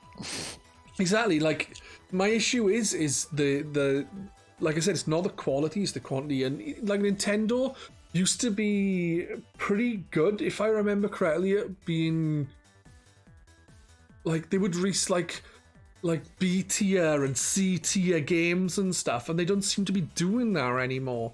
Instead, they just we'll just re-release this Wii U game that didn't sell very well to get a bit of extra cash, instead of investing a little bit of time in making like some kind of silly little fun game, like, Elodies or something. It seems to me that Nintendo's output seems to be better when their consoles are doing terrible. Yeah. Yeah. It seems like they're more inventive because they feel like they need to. Yeah. I wonder. Sorry, Hal, carry on. Well, whereas the Switch is really successful, and they seem to be just content to rake in the money on the consoles and re-release Wii U games. I wonder if they've just made a bit of a misstep with their production cycles. Like, we saw them buy that studio that made Luigi's Mansion 3 recently, and I wonder if we're going to see them start snapping up more studios just to be like, we need to Yeah, the thing is that company they bought, they were already second party. Like Nintendo owned a massive share in them, so they're only doing Nintendo games anyway. I think it was the people who did certain games, like I think they did Luigi's Mansion, they did some sports titles, I think, like Superstar Striker or something. Which I played the Wii version, which was good, but from what I heard, the GameCube version was the best. And I wonder if coronavirus has really impacted them as well. Like, Nintendo is not necessarily the most... Well, this is actually Jawa's third question about the coronavirus. Oh. But there we go. We're going on to it. Like I said, genuinely speaking, it's just not so much the quality, it's the quantity of games and the fact that there's a lot of remasters coming out. And my issue with the remasters is it tends to be little added to it, or what is added to it is very shit. And and it's still full price, and there's no real benefit. No, it's not even that it's full now. price, dude. Donkey Kong Tropical Freeze came out on the Switch. All they did was add Cranky and charge an extra £10 more than what it was on the Wii U. Pedz, I will have you know that Bowser's Fury offers a full 4 hours of extra gameplay. Yeah, it may add an extra 4 hours of extra gameplay, but they're probably going to add an extra 10 to 20 quid money's worth on there. Like, I think Toad... You're a big sports guy. Well, what do you think about this? Sorry to cut you off. Well, again, yeah, if they've got the quality, but there's not really much quantity. Like, they released Mario Kart 8 a month after the Switch launched, the remaster of it, deluxe. Where's 9? They could do so much more. We're not getting exactly, but they don't need to. We're not getting 9. Us Wii U owners who have the games, we can buy them if we want. We can choose not to, but that doesn't bother Nintendo because the Wii U base is a tiny amount of the Switch base. The thing is, as well, that bugs me is, like I said, look at Captain Toad. That came, I'm 90% sure that came out at £25. When it came out on the Switch, it was $39.99, and they added nothing new to it.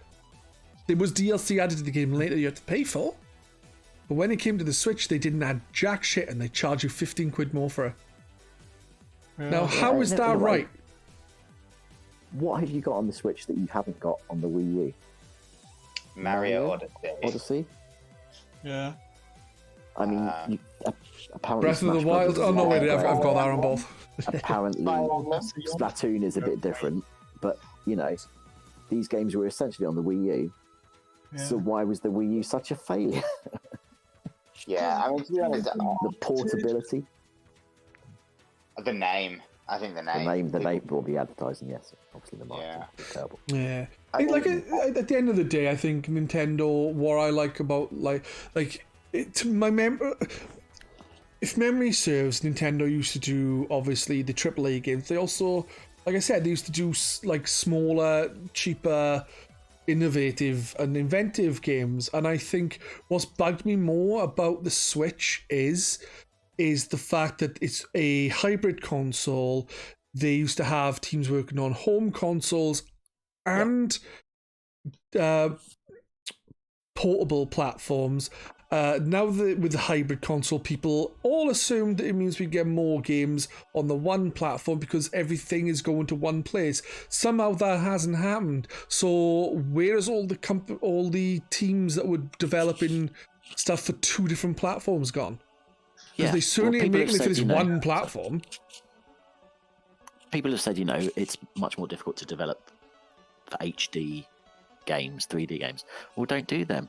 Do the 2D games. Do the games. Do the same stuff you were doing before. Give me a 2D Metroid. Give me a 2D Mario. Give me a 2D Zelda. Exactly. You still have those portable games. Like the games they were making on the DS and the GBA and so on and so forth are still games people want. And the Switch is the perfect console to do it. It means you can still play on the go, but have your big Mario Odysseys and stuff on your TV if that's what you want. It literally baffles me. Does every game have to sell as many as Mario Kart? No.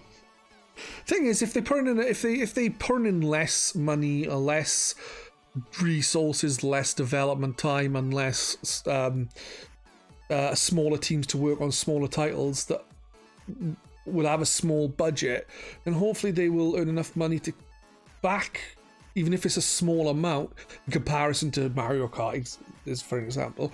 If it makes profit, then isn't that basically what they should be aiming for? Even if it's like 5 small titles that make a shit ton of money, like not a shit ton, but like a small amount each, which were added together is a decent chunk. Like, it just seems like they I don't know. It's weird. I don't understand it, and I never will, because I don't work in game development and I don't work in the industry. But when the Switch came out and it was even announced, people were like, yes, everything's be on one platform, and there's been nothing to show for that.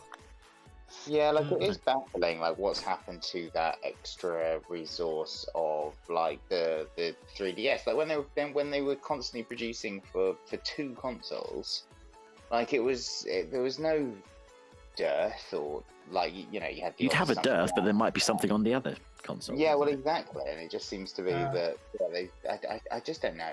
I just don't know what the strategy is. Like, I mean, obviously, yes, coronavirus has had an impact. I presume they expected Metroid to perhaps be out and have filled a gap somewhere. Yeah, and also this is the 35th anniversary of Zelda, isn't it, this year? Yeah. 35th of Zelda. So we'll get a cheap rehashed couple of 3D games that aren't even updated, maybe. Who knows? Yeah. That's the thing. It's like I don't know. Jawa, my opinion is the quality isn't the issue. It's more the quantity, but it's not so much that I expect like a AAA game every month. It's more that Nintendo seem to have squandered the 1 console thing when they used to do 2 consoles, and they've also seemed to have kind of fallen away from doing smaller, cheaper games that people enjoyed. You don't seem to get them as much, and I think that's what's missing from the Switch library. I know you've got that with indie devs, but it was also nice to have the Nintendo ones, and then you also feel like Nintendo are actually doing something other than just rehashing the same shit, going, oh, you've got to use the same game we had last generation, but £10 more. I think it is a fantastic console. Issues with the terrible build quality of the Joy-Cons aside, I think that it is in danger of becoming it will be a commercial success no matter what. I think it's in danger of becoming a middling to average console if Nintendo. The Wii U, while obviously most of the libraries on the Switch, and it was a massive flop, was a wonderful console because the games felt like they were trying to do something. They there were droughts on there, but you had the 3DS to pick up for that slack. And for me, I think there was smaller titles you could have, and the Wii, you had the little, like the eShop with the SNES and NES games on there, which obviously weren't as good as the Wii's version, but I still prefer it to the way it's being done now, in a way. But I just think they've I don't know. I mean, for me, the Wii U was my first console since the N64 that wasn't a handheld. So I had, Game Boy Advance, a DS, a 3DS. So those are my games that I've been playing, and now they don't exist. They've fallen by the wayside. Is it because Nintendo are now doing mobile? Has that taken some of their work away? It couldn't have. They've only done about 5 bloody games on it, and they've all been... Well, I mean, I think they've done a lot more update into Mario Kart on the mobile than they Mario have. Kart on the mobile So Mario is Kart 8 or whatever. yeah. Oh yeah, I gotta agree with Mario Kart on the. If you want to play Mario Kart, guys, it'll be a really bad version of the game, but it's updated every week and it gives you new stuff. You even get to see Luigi in Lederhosen. You've got a very slim chance of actually getting any of that stuff, except for the tracks. Yeah. Guys, if you want to see Luigi in some Lederhosen, come to my DeviantArt page. It's at DeviantArt / Aaron in slacks. Right, anyway. His next question, with gaming development, as we mentioned, coronavirus, with gaming development being impacted by COVID, what bright spots do you see for the industry during this year? And what games are you most looking forward to? I don't know. I mean, I have a Switch and I've no idea what's coming out. Yeah, I was thinking about this question before we came on, and I guess I keep. It doesn't have to just be Nintendo-wise. Obviously, for Hypes who's only got a Switch, then yeah, it's gonna have to be. But yeah, no, I don't have the next generation consoles just yet. I'm waiting until my life situation changes and it makes more sense for me to take the plunge and get them. So I guess looking ahead this year, I am not necessarily looking forward to anything coming out this year. Metroid Prime 4. Sorry. Yeah, I'll probably go Metroid Prime 4 if that's Wild 2. Or as I like to call it, Majora's Mask of the Wild, because that's what I'm wanting it to be. Majora's face mask.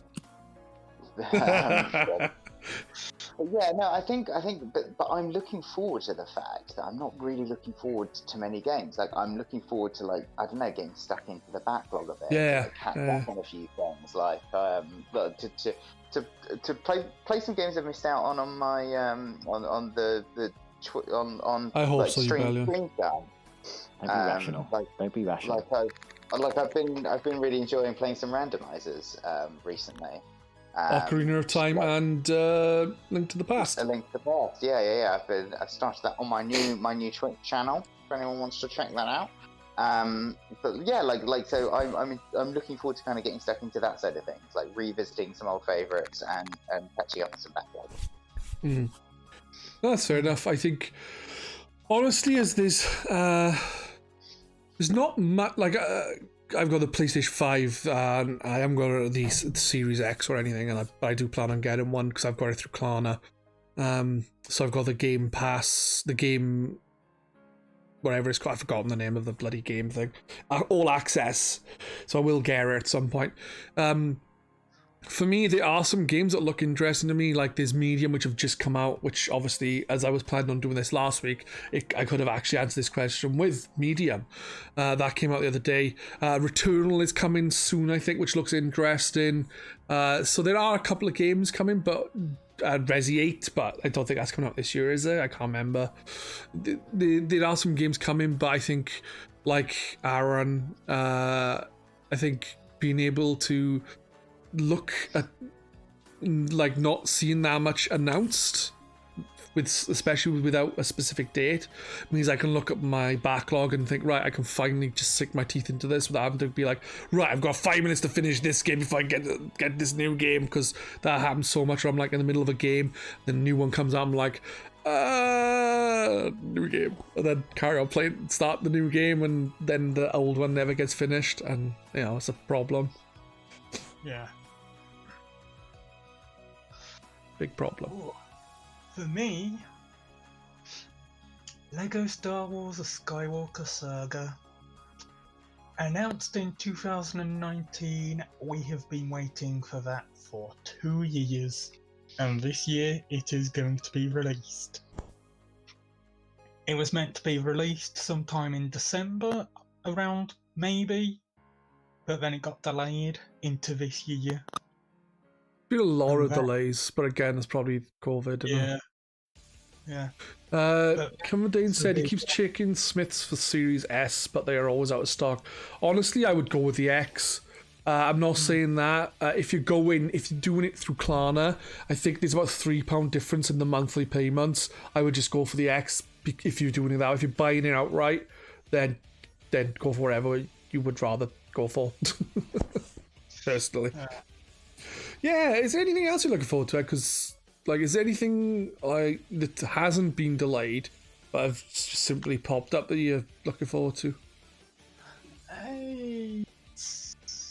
Well, there's a new Story of Seasons coming out at the end of March. Don't know what that is, sorry. And that's set to be a good advancement to the series.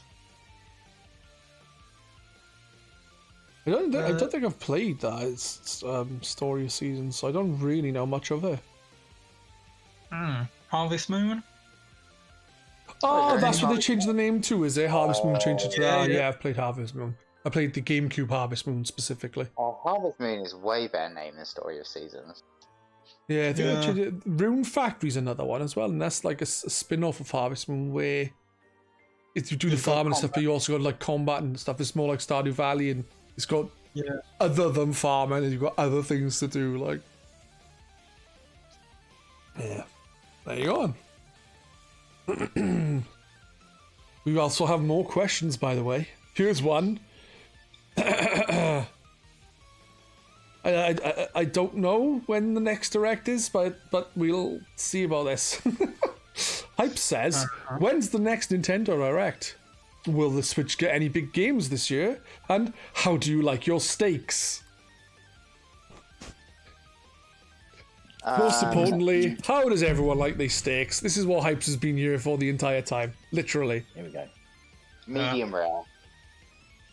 Okay, it's acceptable. I'll take it. Yeah, it's good. I mean, if I'm not allowed medium rare, then rare. Good lad. I only like mine well done. I don't like blood. I don't like the taste of iron. I literally, to me, the taste of, I've had rare meat, and it literally tastes like someone have taken a 2p piece and just rubbed it all over my meat. Well, it's nasty. If I wanted that, I could cook my meat fully, so that I lower the risk of worms, because rare meat is more likely to give you worms. No, it's not. It is. Read up on it. Right. You get the worms in the cooked meat. I'm on about worms as in the ones that live in your bowels. If it's rare, because it doesn't cook all the way through fully, it may not kill the eggs that are in there. It's less likely to happen if you cook it fully.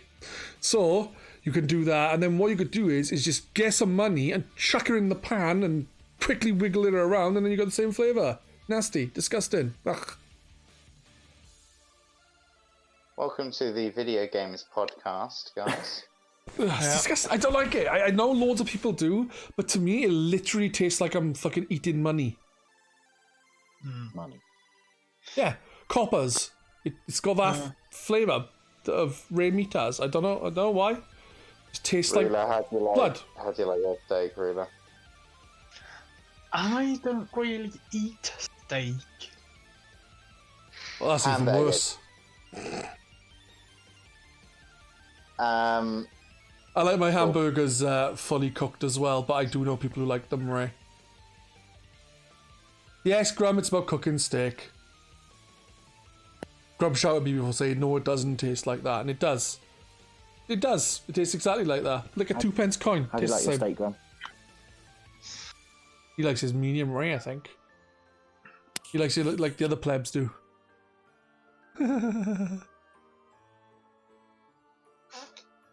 And how do you like your eggs in the morning?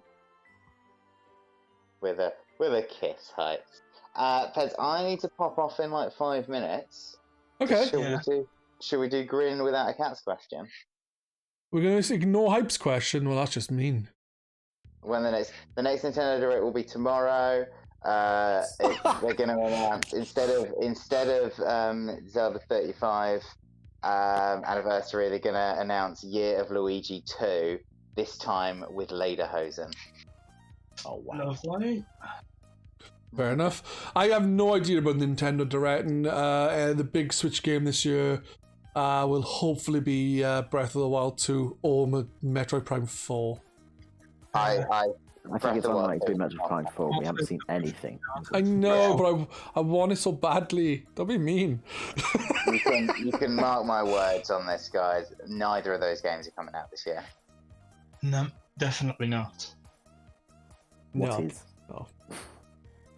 Right, here we go then. We have Grin Without a Cat. He says, what do you think of EA, what do you think of the EA buyout of Codemasters, and is it better or worse than if Take-Two had bought them?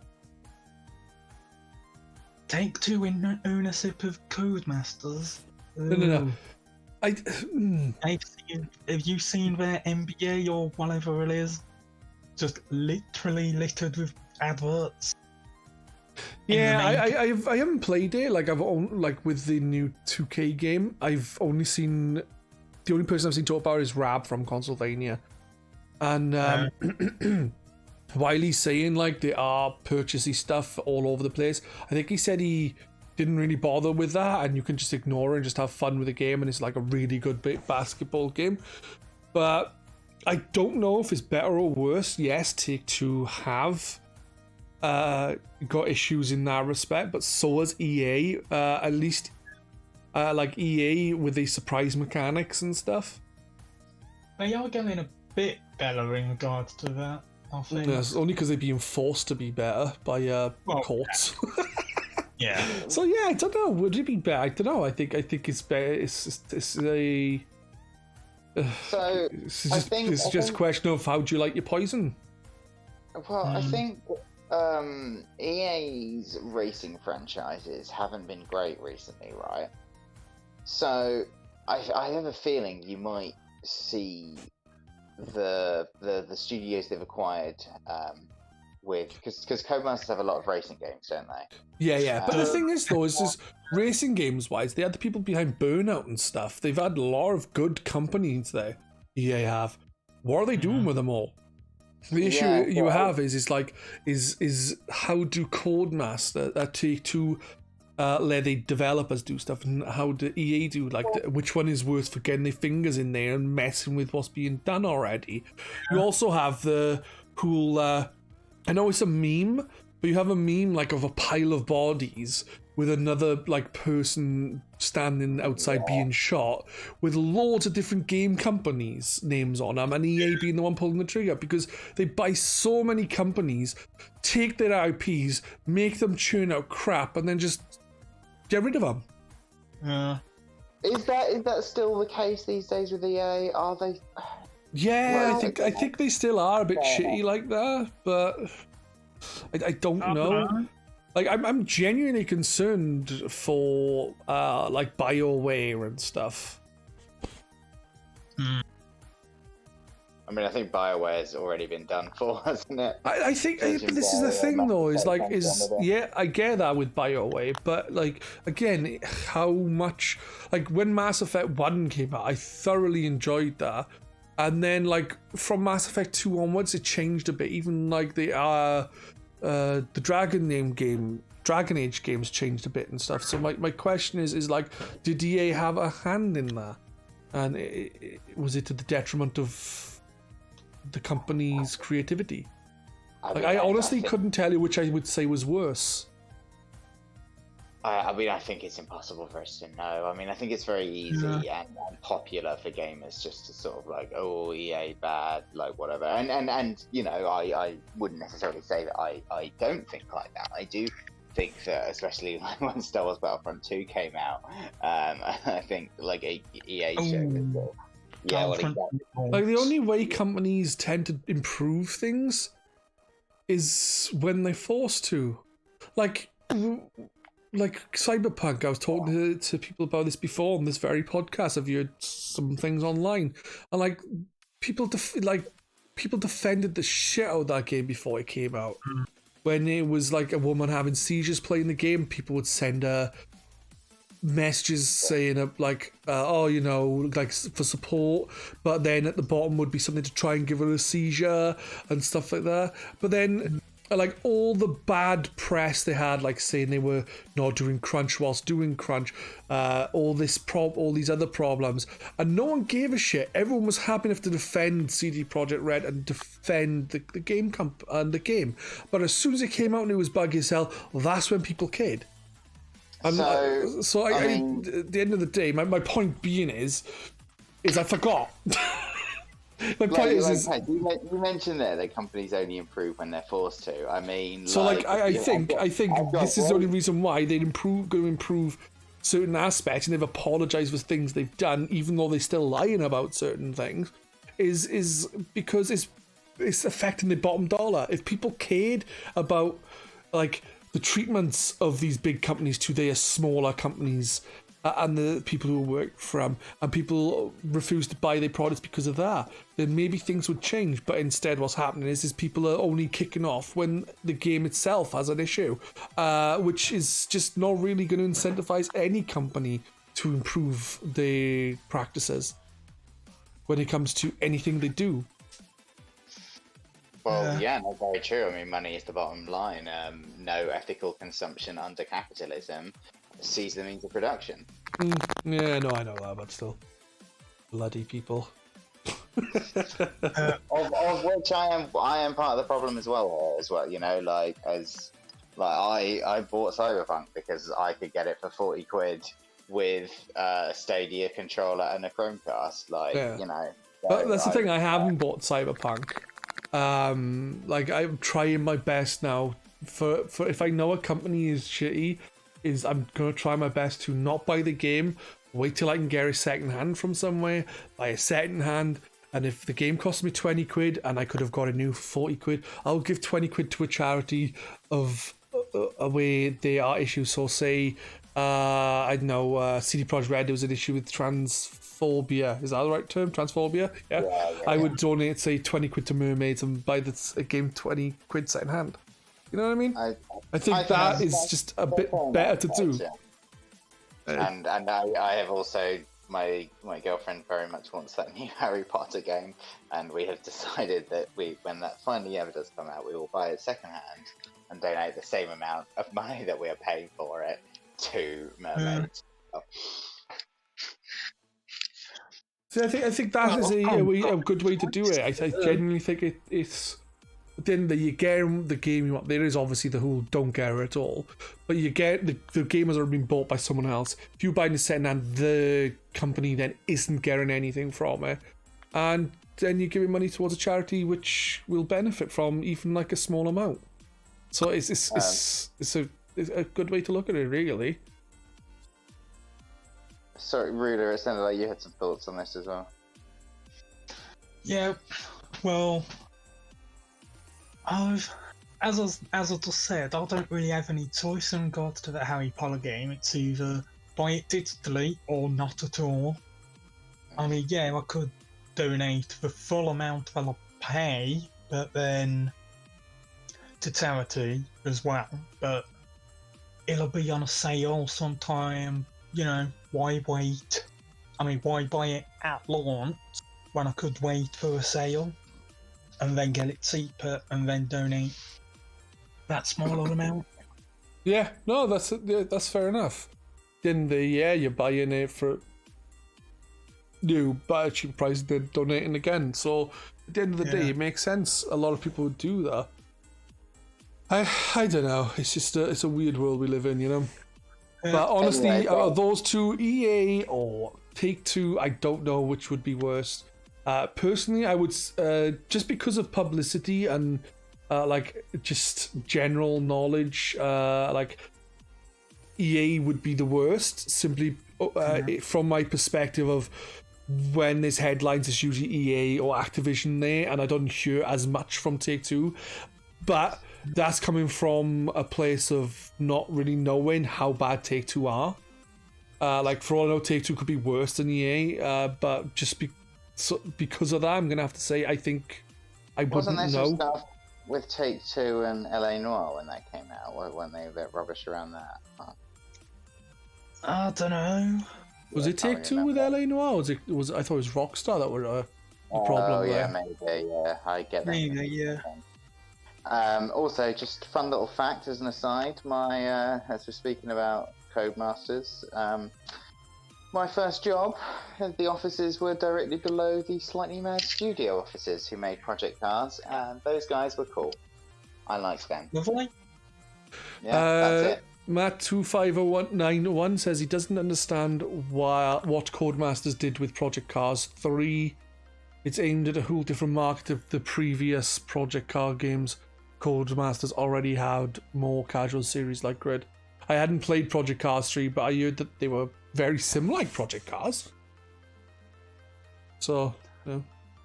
There was that whole... Yeah, I definitely understand what he's saying, because there was that whole thing where they were making it more arcade-like.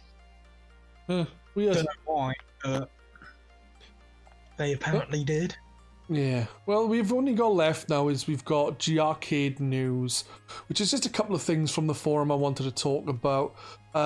Two things I wanted to talk about was Unawakening, and while it's not specifically GRcade, it was Chinatown Detective Agency. Unawakening was made by Orange Raccoon. It's kind of like a follow-up to Link's Awakening. Aaron played this on stream, and it's kind of like going back there and told people. I don't think it's combat or anything in it, if I remember correctly. It's just more no. It's just sort of well, Orange Raccoon kind of made it to practice his coding. He made a recreation of the village from Link's Awakening, and it's sort of just like a trading quest, walking around there.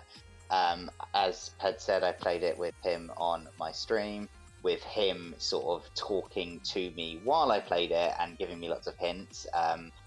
Some really, really cool sort of like developers' insight and commentary going on there. Yeah. So we've posted the YouTube video in the thread, which I would thoroughly recommend to you watch if you're interested in at all in anything to do with that. He put so much love and attention into that game. It was really cool.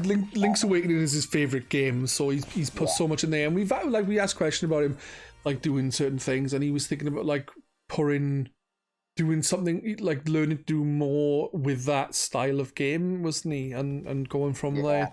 But yeah, it was really interesting. So we were going to get him on here, but he obviously wasn't available to talk about it, which is a shame because we could have asked him the same questions again. And again, I've thanked him in lots of places, but I really, really am very appreciative of his time. That's fair enough. But as you said, the VOD is on the forum. So if you go into the forum, and the thread is just like Unawakening, the thread is called, so you can just check out the VOD there. I'll also post a link maybe in the description. Yeah, do it. I'll do that, yeah. So people want to check it out. It sounds hyperbolic, but again, I'm very appreciative to Orange Raccoon for giving up his time for that, because I think that will genuinely be one of my most cherished gaming memories. I don't think I will ever play through a game while the developer talks to me about it ever again. So very thankful for that experience. You never know. Maybe we'll start getting people involved with the GRcade streams and see what we can get involved, because we need to get somewhere. To do that again. I really enjoyed it, and I would do it on the GRcade channel next time. I'll make like a Pong like game, and then I'll talk you through it and say this is Pong. It's just got a P and another P on the other side to make it slightly different from Pong. I'm not sure he'll necessarily be allowed to, because it's different to just making your own browser-based game. But maybe Taff could talk me through the Chinatown Detective Agency demo. Well, yeah, that's the other game. Chinatown Detective Agency is a game made by an actual game studio. Taff Dolphin, he has been on I'm not sure if he's been on the Twitchcast, but he has been on the GRcade podcast. He's also done streams on the GRcade UK channel. He's a writer for one of the main stories. Is from the sounds of a Chinatown Detective Agency stars. I'm not sure exactly of names and stuff, but it stars a female protagonist who's just started her own company. She did work for Interpol or something. I might be wrong there. But she's now Taff is working on there's 3 main storylines. And you can only pick one to go through, so you have to play the game 3 times, I think, if you want to do everything. And Taff is doing the story for one specific storyline. So it'd been cool to have talked to him about that. I did see stuff about it when I was watching it on Steam. He was talking with 2 of the other developers about the game. But yeah, it looked really interesting. It's pixel art style, and I believe it's point and click. And the most interesting thing for me about that game is it actively encourages you to use Google to do some research for certain parts of the game. Obviously, I can't say much about it because I've not worked on the game to really delve into that. But so I don't know, in other words. But I think that is really good. It's certain hints and stuff. It is a demo on Steam as well. So if you want to check it out, Chinatown Detective Agency. And I really like that aspect. It sounds really cool, doesn't it? It's okay, because some people do it anyway for games. I'm stuck, right? Let's use this. But this is actually right, it's giving me some hints into something, I've got to now use this little bit of information to search up on Google or Bing, and then get the answer. And I think that's really, really interesting because, in a game, I guess you could, if you play like in a realistic setting, then sort of, like you could say, well, this person is actually using the computer to search for information. Well, this is translating to you doing it in real life, but because it could work in context of the game, especially as you're a private detective, Yeah, it makes sense in that sense, but that's why I'm justifying it. Anyway. Yeah, that sort of game is very up my alley, so looking forward to trying that a bit more. And just while we're here, just want to say congratulations to Taff for landing what must be very close to, if not exactly, his dream job there. Like, writing. He did work on another game called I can't remember the name of the game because I always call it Taxi Noir, which is because it's just like a noir-looking game. And you drive a taxi, but it's not called that. It's called something else. A sort of freelance project sort of work, whereas this is full-time actual lead writer for a studio. They're very well done. It's very heartwarming to see when some of the community succeeds. Exactly. And also, Taff was very helpful back in the day when I was applying to the Japanese exchange and teaching program to go and work over there, because he did that a couple of years before and he gave lots of advice. So, thanks again for that, Taff. Well, there you go then. Right, the things I wanted to mention was, are you a Master Mario Maker? The issue is Januel's not here and he's the one running it, and I wanted to talk to him specifically. So we'll leave that, I guess. Well, we'd have to leave it completely. For those who are unfamiliar, right, I'll explain this quite simply. Are You a Master Mario Maker is Super Mario Maker 2, previously Super Mario Maker 1, where everyone gets guidelines 1 week to make a level. It could be as simple as the guidelines for this one is to reimagine like the first level of a Mario game, but like tweak it so it's got like a unique spin on it. So basically you could do say like 1-1 of Super Mario Brothers, but change certain aspects of it so it still feels the same but is different, I guess. Then you have a week to make your level.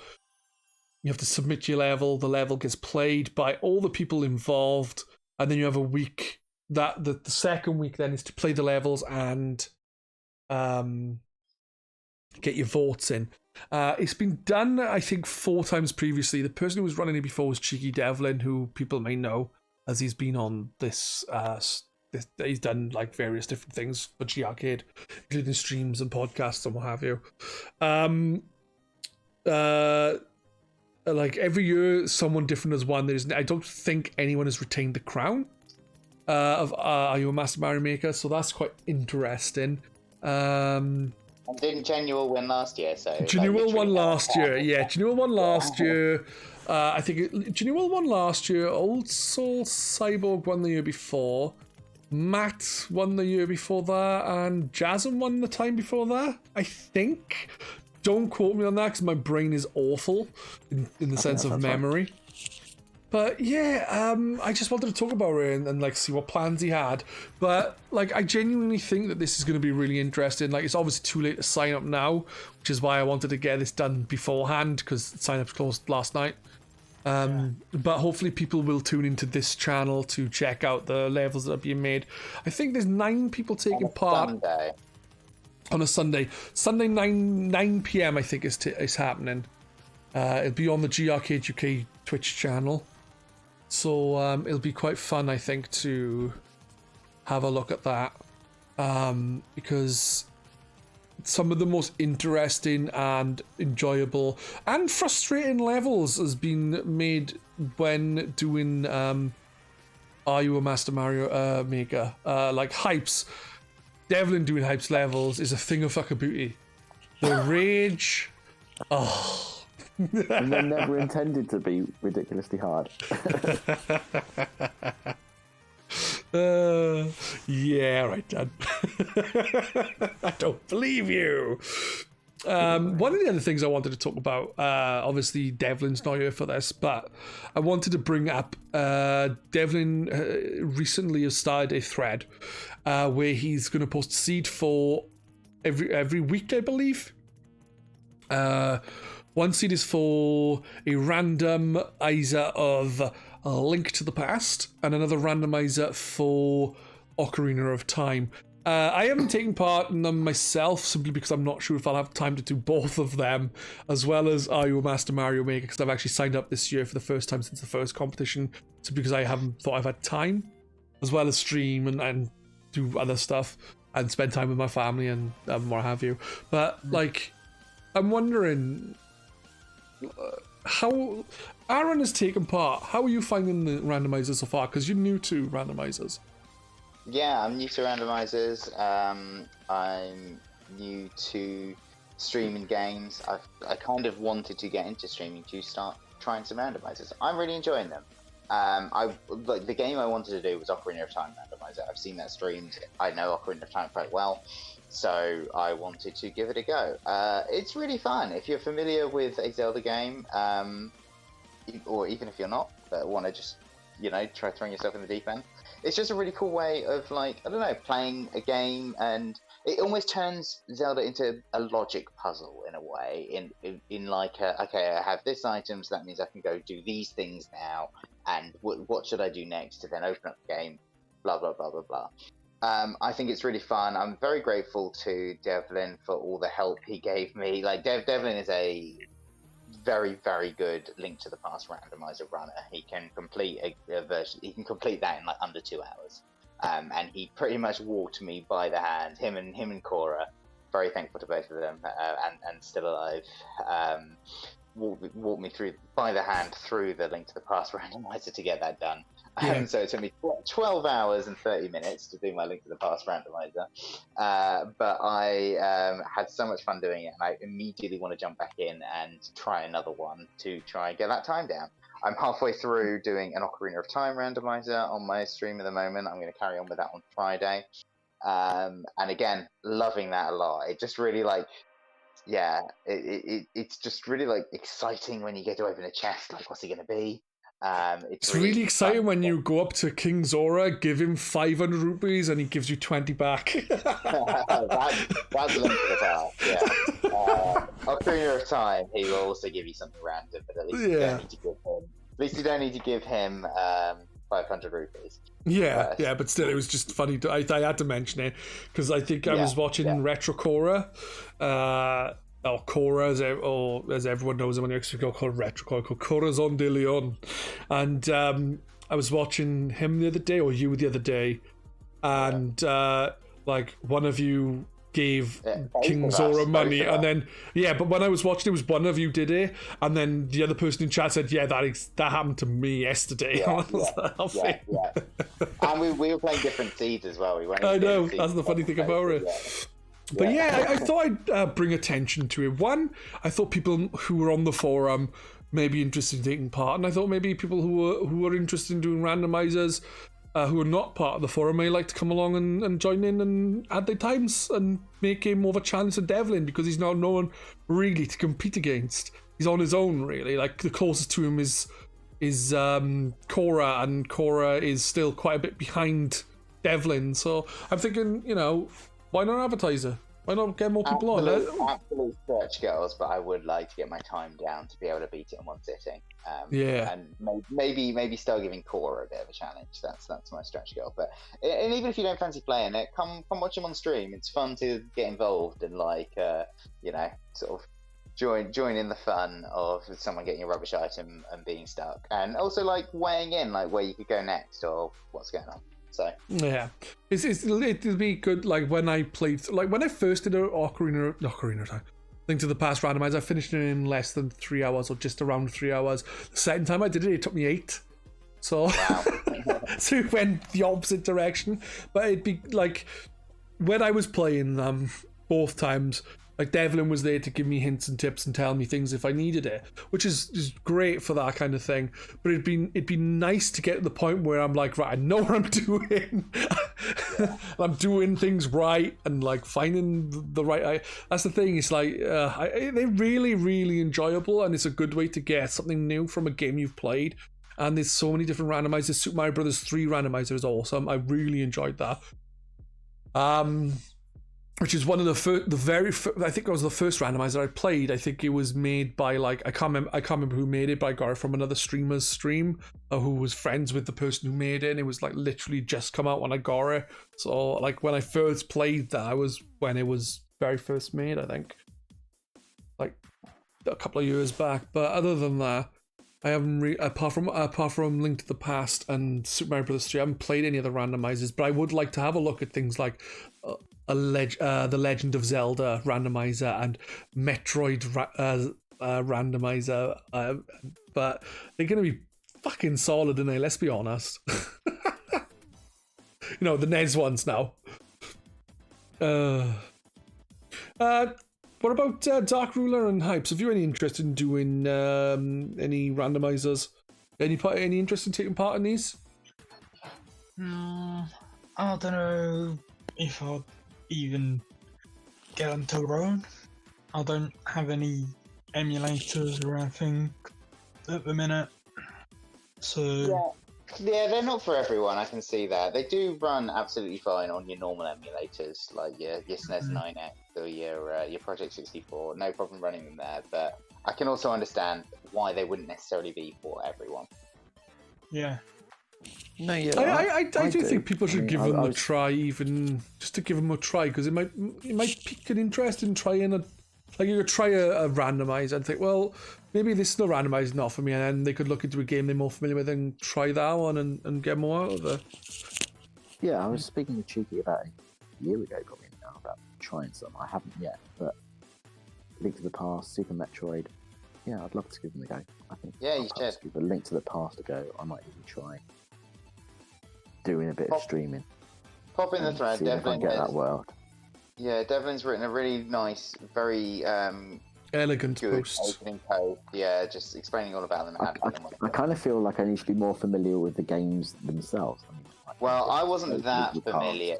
Yeah, I wasn't that I've played them familiar both and completed them, but yeah. Yeah, with Link to the Past when I started. The thing is though, is I can understand you thinking, oh well, I need to be more familiar with the game. But I think if you're playing it and you're playing the game and it's really random in how you have to do things anyway, I think you just learn the game anyway, quite well, because you have to you have 3 different seeds. You may have to run the seed differently 3 times, and you'll pick up like different routes and different little tactics and stuff, I guess. So I guess in that sense, you're using a third-party piece of software at the same time called a tracker, and you tick off the items you pick up, and then it will tell you where you can go from there. So, yeah, can I do this all on one screen? Yes, you can. Yes, you can. Yeah, well, you don't have to have full screen for an emulator, and the tracker's pretty small anyway. Yeah, especially for Link to the Past, yeah, for sure. The Ocarina of Time one gets a bit bigger, but still, I just flick between them. And if anyone's interested in Ocarina of Time randomizer, I'll be continuing on my stream on Friday. I'm halfway through the latest seed that Devlin posted. Yeah. I think I'd be more familiar with an Ocarina of Time one, but come watch me on Friday. It would take longer as well. I think while I think Link to the Past would be a good starting point before doing Ocarina, because from everything I've seen of Ocarina, it's so much more complex. Like, it's not massively, oh my god, my brain is melting, but it just seems a lot more complex. Like, to be fair, the majority of time I've seen Ocarina of Time randomizer with earfolds, and his was, you literally walk into one room, and instead of, say you walk into the Deku Tree, instead of going into the Deku Tree, you could end up into Ganon's fucking boss battle or something. It's literally everything is random. So, like, you know what I mean? It can be a bit more complex, I guess. Than... because it's an extra dimension, man. You got to think laterally as well, then, you know. Sorry, I'm just taking the piss. But, you know, it just seems like basically Link to the Past would be a way to ease your way in. Ease it in, you know? Commodane said in the chat. I will look to give it a go. That he would love an item tracker for vanilla games. Well, you can just use the item trackers for a vanilla game. Yeah. It will still tell you. It'll still track all the stuff. Just tick the items off as you get them, and it'll still tell you. Just obviously you'd have to play on emulator, or you'd have to have a EverDrive, and you'd have to connect it with a USB and stuff to your PC and stuff. Like you can't do. I can do with my Link to the Past.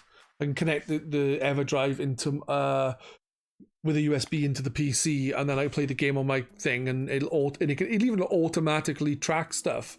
But you're not allowed to do that for proper races and stuff because it's an unfair advantage to have. Take them off. Yeah, you can't do that though. But yeah. So yeah, like I just thought, you know, I'd bring that up, see if anyone was interested, and see, like, hopefully more people will check out the thread and maybe join in with the randos because they are bloody fun. Yeah. Or watch some streams of them. Yeah, even if you want to watch some streams just to get like a handle on it first. You know, Aaron does it. His name on Twitch is Aayl1.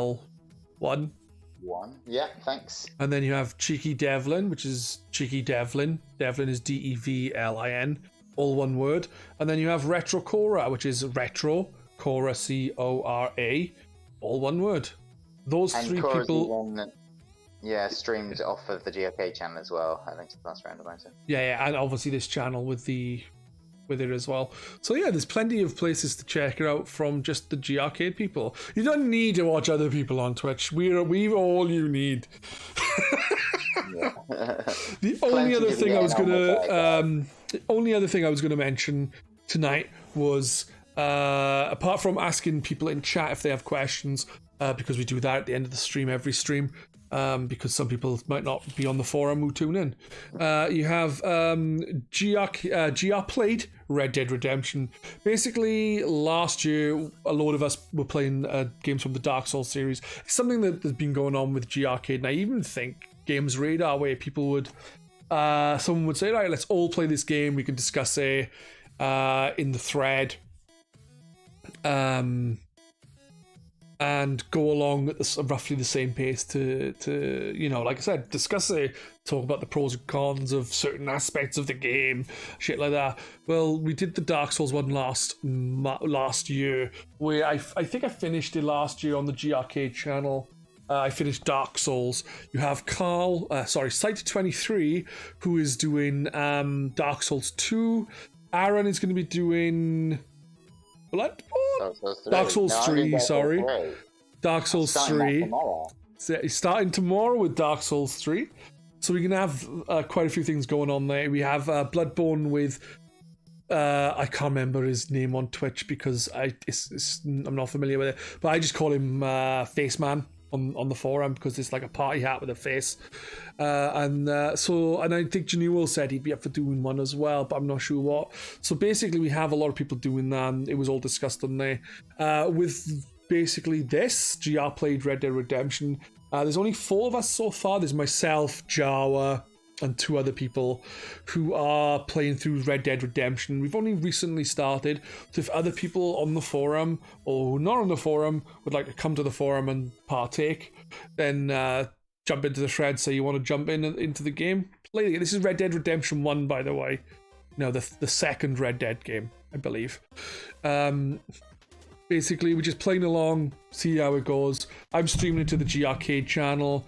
And it's just a fun way to either go back through a game you've really enjoyed, see if it still holds up, see if there's certain aspects you disliked you still dislike, or if you liked you still like. But it's also there for people who haven't played the game and are helped by other people's encouragements, other people's experiences being shared with them, to help them play through the game for the first time. They also get help then. So I just thought I'd mention that, hoping that people would be interested in taking part. But, I know that I've asked quite you lot to take part, but you haven't got a game, have you? Either any of them? No, I'm gone, sorry. You sold it like a couple of months back. But look, you did your Dark Souls 1 last year, and a year later, I'm now getting around to doing Dark Souls 3 for it. So maybe in a year, you know? Yeah. Well, this is the thing. Hopefully, we'll like the GR played thing can happen on a fairly regular basis, just so. Like, I know, I just think it's a good incentive to stick to a game and play through it. Dark Souls. I like the series-based ones, like your Dark Souls. I think that's a fun way of doing it. Or we did the GTA event recently, which was fun. Yeah, well, that's the thing. The events things I've mentioned, because obviously they finished now, and we were late doing this because I wanted to do it last Monday. But everyone was busy. So we didn't. Because obviously I'm not doing it on my own. I don't think anyone would stick around for that. Oh, it's just Pedz. That's the sound of a phone hanging up because I couldn't think of the end of just pressing stop. No, just basically what we're talking about. Sorry, Pedz, carry on. I was just gonna say, basically, my theory is, my hope is like if people pick a game, and then people to play along with it, that we can happen quite regularly, and it'll just be an incentive for people to get through some of the backlog. You know what I mean? And it also means that, like, for me, it means I get to stream the game on the channel. And what I was going to say just now is Dark Souls is a game I've played since release, and I've never enjoyed it that much. But playing through the first game whilst other people were talking about it on the forum, and also I was doing the stream, and there was people who were playing the game at the same time coming into the stream who were talking about certain aspects of it and stuff. It just made it a lot more enjoyable to play through, and I'm hoping that this will happen. I was hoping it happened with Red Dead. I'm hoping it'll happen with the next game that people decide to play. It's just genuinely a good way to go through the game. Yeah, it is. I'm not sure I'd have gone back to Dark Souls and completed it had there not been the GR played. So, yeah, and Commodane has said the same thing in the chat there. I am looking forward to doing Dark Souls 3 on the GRcade stream for the same reason. I have never finished a Souls game before. I've put about 10 hours into Dark Souls 1 like 10 years ago. I've maybe put about 20 hours to Bloodborne, sort of fell off it. Really looking forward to getting into Dark Souls 3 with everyone tomorrow.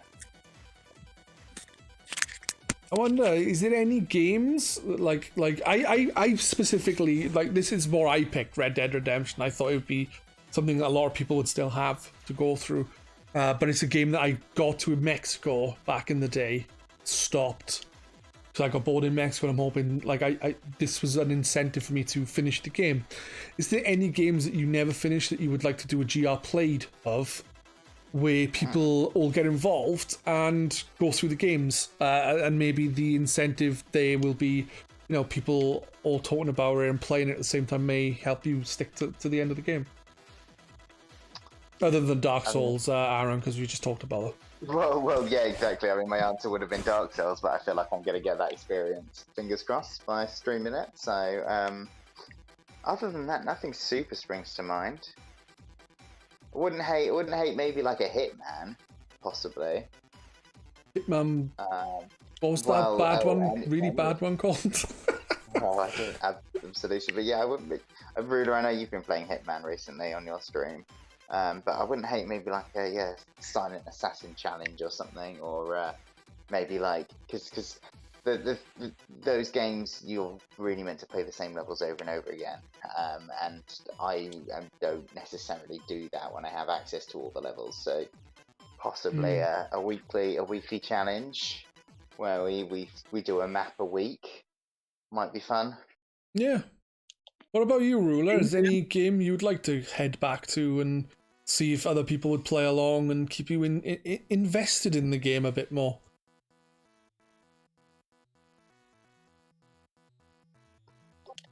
Hello?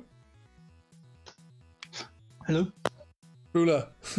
I was asking, is there any games that you would like to play? Like with the GR played Red Dead Redemption, that you would be interested in going back to, the game you've never finished, you'd like to go back to finish, but have other people play it at the same time to kind of keep you invested in finishing it? Not really. Oh, No, there you not a conventional gamer in which I have to complete every single game that I play. All right, fair enough. I also feel like you're quite disciplined as well, Raider. If you want to finish a game, you just will do it, as you're doing with Kingdom Hearts at the moment. Yeah. That's always to go through.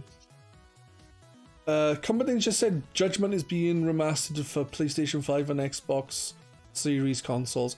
I don't know what Judgment is. That's the Yakuza spin-off. I was about to say, is it Yakuza Judgment you're on about, which I heard is very good, isn't it?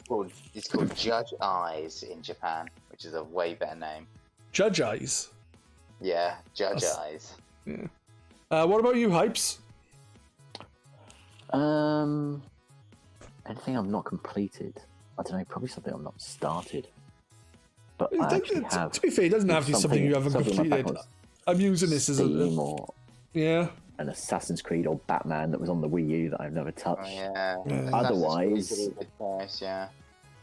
What about going back to a game that I've not played for ages? Majora's Mask. What about going back to a game you haven't played for a while? Waker. And seeing if it's still on, but you just said Wind Waker or Majora's Mask? Yeah. Uncharted, maybe. I've got all them. Haven't really played them. Cumberdane says GRcade plays Ninja Gaiden Sigma. I think Cumberdanes was saying the other day that he got to like the final boss and just gave up because he kept killing him or something. But yeah, I think that's everything that I was going to talk about today. That I was going to mention because, yeah, that's it. It was weird. We didn't go on as many tangents as normal. I'm quite disappointed with that. This should have been a 6-hour podcast. It was still a 2.5-hour one, so done all right. It was a work night. Yeah, it's 2.5 hours with no tangents. That's bad.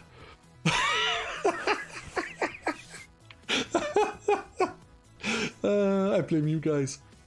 Yeah, Judgment coming to PlayStation 5 and Xbox Series consoles means that I'll get to play it, which isn't a bad thing. Though I'm of the opinion, like, I don't really like remasters all the time. It pisses me off. Like, everything should be backwards compatible, so there's no need for remasters. I get people are saying, yeah, but you're preserving it for the blah blah blah blah blah. Well, just make it fucking backwards compatible, and then it's preserved, dickhead. And they are my final thoughts on the Twitchcast tonight. Anyway, I think that's it from us tonight, isn't it, guys? Yeah, thanks so much for having me, man. That was fun. Appreciate it. No problem. Anytime you want to take part, anyone who wants to take part, if you're on GRcade, just let me fucking know and I'll add you to the PM list. There's about 10 of us in there already. Just join. It's fun. We just chat shit. It's not like we know anything. Perhaps next time I can have a face avatar. No. Yeah, I would have given you one, but I didn't expect you to be here. Surprise. It's nice though. It's just like you dropped in. Yeah, it's nice. To be honest, if anyone wants to just jump in who's on the sidelines, do that. Just don't come in being mean to me. Yeah, thanks again for having me, Pedz. Please watch me bash my head against Dark Souls 3 tomorrow on this channel at about 7:30. 7:30 is going to be as a... I thought it was 8. Yeah. But yeah, okay, brilliant. There you go then. Tune in to GRcade tune into twitch.tv/GRcade UK on the 2nd of February at 7:30 GMT or BST, whichever one you prefer to use. And you'll see Aaron getting killed repeatedly. And we can all laugh. Yeah. I'm gonna do that once a week on a Tuesday until it's done. Yeah. Also on Fridays, Darkrula streams a variety of different games. GTA 5 Online. I've also played GTA 5 Online with Rula. We had fun and I beat him in tennis. Yeah. And we would play GTA and I beat him in tennis in GTA. It's like, really? That's what you were doing in GTA, was playing tennis? Yeah. But yeah, on Friday, every Friday, Darkrula streams. So yeah, there's a lot of variety going on the channels right now, guys. So definitely check it out. Like I said, twitch.tv/GRcade UK. Also, thank you everyone for taking part. Thank you, Aaron. No worries. Thank you for hosting. No problem. Thank you, Ruler. Yep, thank you for having me. Again, no problem. And Hypes, thank you for... What would the term be? Nothing. Being a stowaway? Invading. Yeah, no problem. Damn, I had my humanity and Hypes invaded. Thanks to all my fans. Yeah, well, you'll have even more fans now. You'll have even more fans. There's at least one listener of this Twitchcast. Yeah, from me. But no, seriously, guys, thank you very much for popping in. It's always a pleasure doing this with you guys, even though I've not done this specifically with you guys, but talking like where we've played games together or for various other things like Mario Kart and that, it's always been a good laugh. And I think if everyone else can enjoy us laughing at you lot as much as I enjoy laughing at you lot, I think we're on to a winner. Anyway. Thank you very much for tuning in. For anyone who's listening, please check out grcade.co.uk, as this is a community podcast that we do on Twitch. That's the community we're all from. We're all from GRcade. Many of us have known each other for like 15 years because we're all sad old men now. Anyway, bye-bye. Thanks again. Bye. Cheers, all. Catch you later.